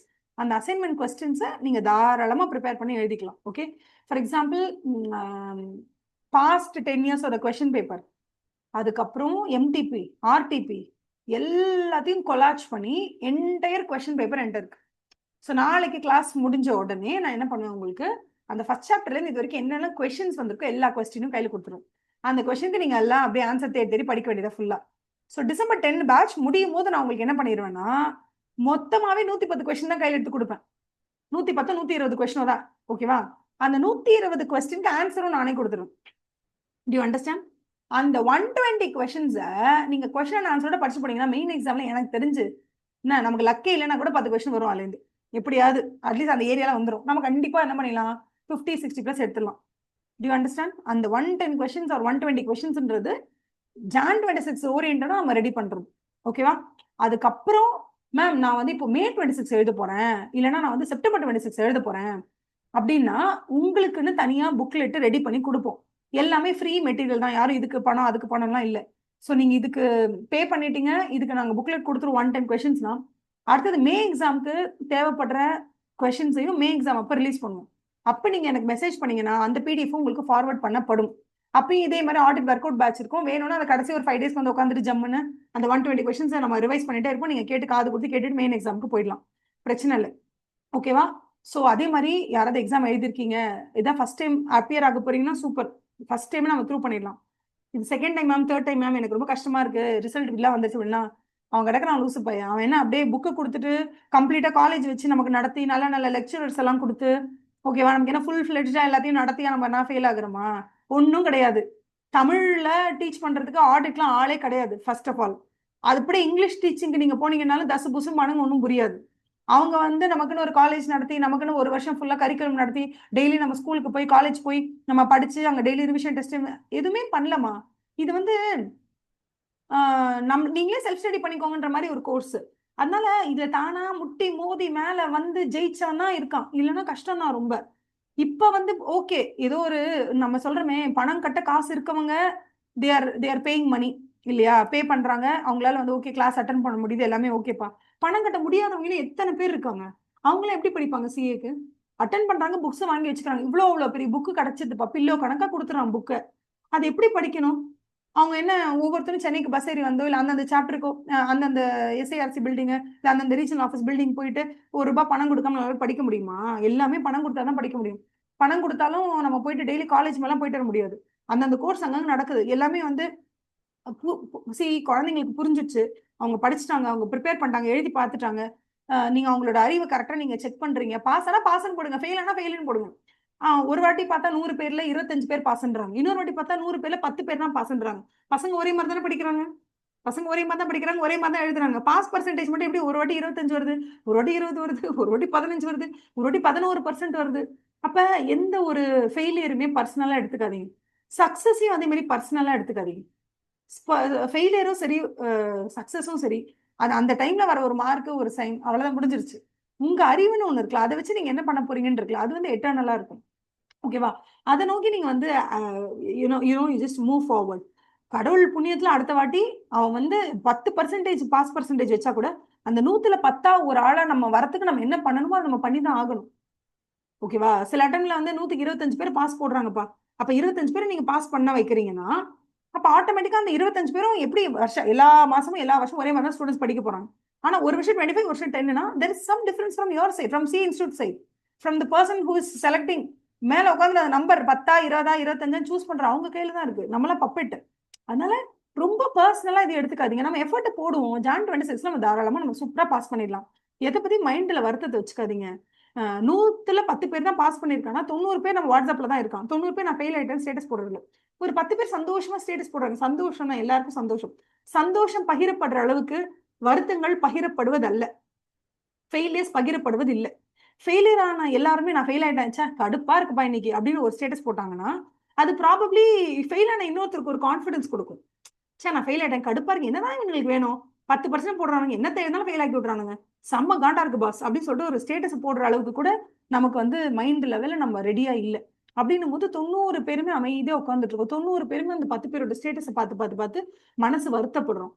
We are happy for our friends, we are happy for everybody who has passed, but still நம்ம நிலைமை நினைச்சு நம்ம ரொம்ப வருத்தப்படுறோம். Don't take failure very very very personally. அது என்னோட ஒப்பீனியன். தயவு செஞ்சு எடுத்துக்காதீங்க. That is not going to determine your life. ஓகேவா? So you put in your effort, you will definitely pass. It's a matter of time. It is a matter of a time. இப்ப இல்லைன்னா அப்புறம், அப்ப இல்லைன்னா அடுத்தது, அவ்வளவுதான். ரொம்ப ப்ரெஷர் எடுத்துக்காதீங்க. எல்லாருக்கும் எல்லாமும் கிடைக்கும், கண்டிப்பா கிடைக்கும். ஓகேவா? To the best of those wordings நான் என்னால் என்ன முடியுமோ ரொம்ப அஃபோர்டபுள் காஸ்ட்ல என்னால் என்ன முடியுமோ பாதிக்கு மேல நான் ஃப்ரீ கண்டென்ட் கொடுத்துருக்கேன் யூடியூப்ல. அதையும் தாண்டி என்னால் என்ன முடியுமோ நான் வந்து உங்களுக்கு அஃபோர்டபுள் காஸ்ட்ல உங்களுக்கு இன்னும் அடிஷனல் புக்லெட்ஸ், உங்களுக்கு அசைன்மெண்ட் கொஸ்டின் பேப்பர்ஸ் எப்படி எழுதணுன்ற பேட்ச் எல்லாத்தையுமே ஐம் கிவிங் யூ. நீங்க எல்லாமே கண்டிப்பா you will become chartered accountants. One day you will also put the status that finally I'm so happy to become a chartered accountant. That will be where you will land one day. அதுக்கு என்னால் என்ன முடியுமோ அந்த ஹெல்ப்பை நான் பண்றேன். நம்ம எல்லாருமே சேர்ந்து ஒன்னா டிராவல் பண்றோம். Life is very big, CA is very small. CA interest அதை விட குட்டி ஸ்மால். அதனால இதெல்லாம் ஒரு பெரிய மேட்டர் இல்லை. இதுல வர ஃபெயிலியர்ஸோ சக்சஸோ இது உங்களை ரொம்பலாம் பாதிக்க கூடாது. மேம் அது என்ன மேம் சொல்றீங்க, நான் வந்து ஒரு 3 வருஷமா எழுதிட்டு இருக்கேன், ஒன்றும் நடக்க மாட்டேங்குது. நடக்கும், கண்டிப்பா நடக்கும். நடக்க வேண்டியது கரெக்ட் டைமுக்கு நடக்கும், நம்புங்க. ரொம்ப வந்து சோர்வடைஞ்சிடாதீங்க. அடிஷனலா என்னென்ன ப்ரிப்பேர் பண்ண முடியுமோ, அந்த 100ல 10 வரதுக்கு என்னென்ன பண்ண முடியுமோ எல்லாமே நம்ம சேர்ந்து பண்ணலாம். we will definitely pass. ஓகேவா? we will definitely, நான் இது வந்து மேனிஃபெஸ்ட் பண்றேன். Okay, definitely score. இந்த விங்கிறது ஐன்னு போட்டுக்கலாம். நானா நம்ம எல்லாரும், அதனால நீனா நீங்க மட்டும் ஐ வில் டெஃபினெட்லி ஸ்கோர் அப்படின்னு சொல்லிட்டு நீங்க ஒரு நம்பர் இங்க எழுதிக்கோங்க. இந்த நம்பர் நீங்க எடுக்கணும். நீங்க என்ன ஆசைப்படுறீங்களோ அது உங்களுக்கு கிடைக்கும். அதுக்கு ஹெல்ப் பண்றதுக்கு நான் இருக்கேன். ஜூம் மாதிரி ஒரு கம்பெனி ஆன்லைன்ல கிளாஸ் அட்டன் பண்ற டெக்னாலஜி வந்துருச்சு. 10-20 வருஷத்துக்கு முன்னாடி அதெல்லாம் கிடையாது இல்ல. நான்லாம் படிச்சப்பெல்லாம் ஃபவுண்டேஷன் படிக்கிறப்பெல்லாம் வண்டலூர்ல இருப்போம். நாங்க வண்டலூர்ல பஸ் ஏறி மயிலாப்பூர் போகணும். டிராவலுக்கு மட்டும் 2 மணி நேரம், பஸ்ஸே வராது. ஓகேவா? நானாவது பரவாயில்ல, சென்னையோட அவுட்ரு. இன்னும் எத்தனையோ பேர் கிளாஸே இல்லை அவங்களுக்குலாம். அவ்வளோ கஷ்டப்பட்ட காலங்கள் தாண்டி இன்னைக்கு நம்ம வீட்டுல உட்காந்து அழகா ஒரு ஜூம்ல நம்ம உட்காந்து 2000 பணம் கட்டினா நமக்கு ஜூம்ல வீட்டுக்கு பணம் வந்து கிளாஸ் வந்துருதுன்ற ஈரால நீங்க பிறந்திருக்கீங்க, நீங்க வளர்ந்துருக்கீங்க. உங்களுக்கு ஜூம் மாதிரியான டெக்னாலஜி பார்ட்னர் இருக்காங்க, சொல்லித்தர டீச்சிங் பார்ட்னர் இருக்காங்க, எனக்கு ஹெல்ப் பண்ண டெக்னிக்கல் பார்ட்னர் கிடைச்சிருக்காங்க. எல்லா right things at right time at right place will happen for you.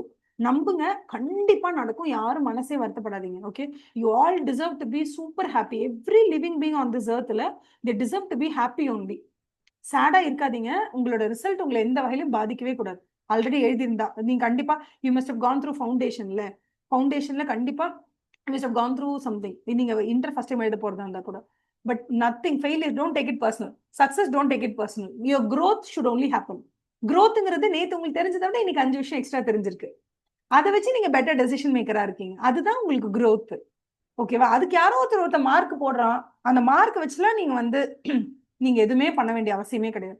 முடிஞ்சா கோபிநாத் இருக்காங்கல்ல, நீயா நானா கோபிநாத், அவங்களோட யூடியூப் சேனல்ல பெர்ப்ளெக்சிட்டியோட சிஇஓ வந்து ஒரு இன்டர்வியூ கொடுத்திருக்காரு. அவர் அவ்வளவு அழகா சொல்றாரு, மார்க் வச்சு ஸ்டூடெண்ட்ஸ் டிசைட் பண்ணாதீங்க. இனிமே யுகங்கள் இனிமே வந்து the way we we rank the students அது மாறணும். நம்பர்ஸ் மார்க்ஸ் மட்டும் இம்பார்ட்டன்ட் இல்லை, இதை தாண்டி நிறைய குழந்தைங்க வளரணும், அவங்களை ஓப்பன் மைண்டடா வளர விடுங்க, நிறைய கொஸ்டின்ஸ் கேட்க விடுங்க அப்படிலாம் சொல்றாங்க. முடிஞ்சா அந்த அந்த இதை போய் நீங்க பாருங்க. That will give you some boost எல்லா வகையிலும் கிடைக்கும். ஜாலியா நம்ம இருக்கலாம். ஓகேவா? நாளைக்கு சாயங்காலம் இதே மாதிரி 4:30க்கு I'll meet you all. Until then, it's bye from me. Okay? Bye-bye. Have a nice day. Be always happy. You deserve to be happy. You only deserve to be happy in this world. Okay? Bye-bye. வேற எதுனாலும் just inform me through WhatsApp. Okay? Thank you so much. Bye-bye. Bye-bye.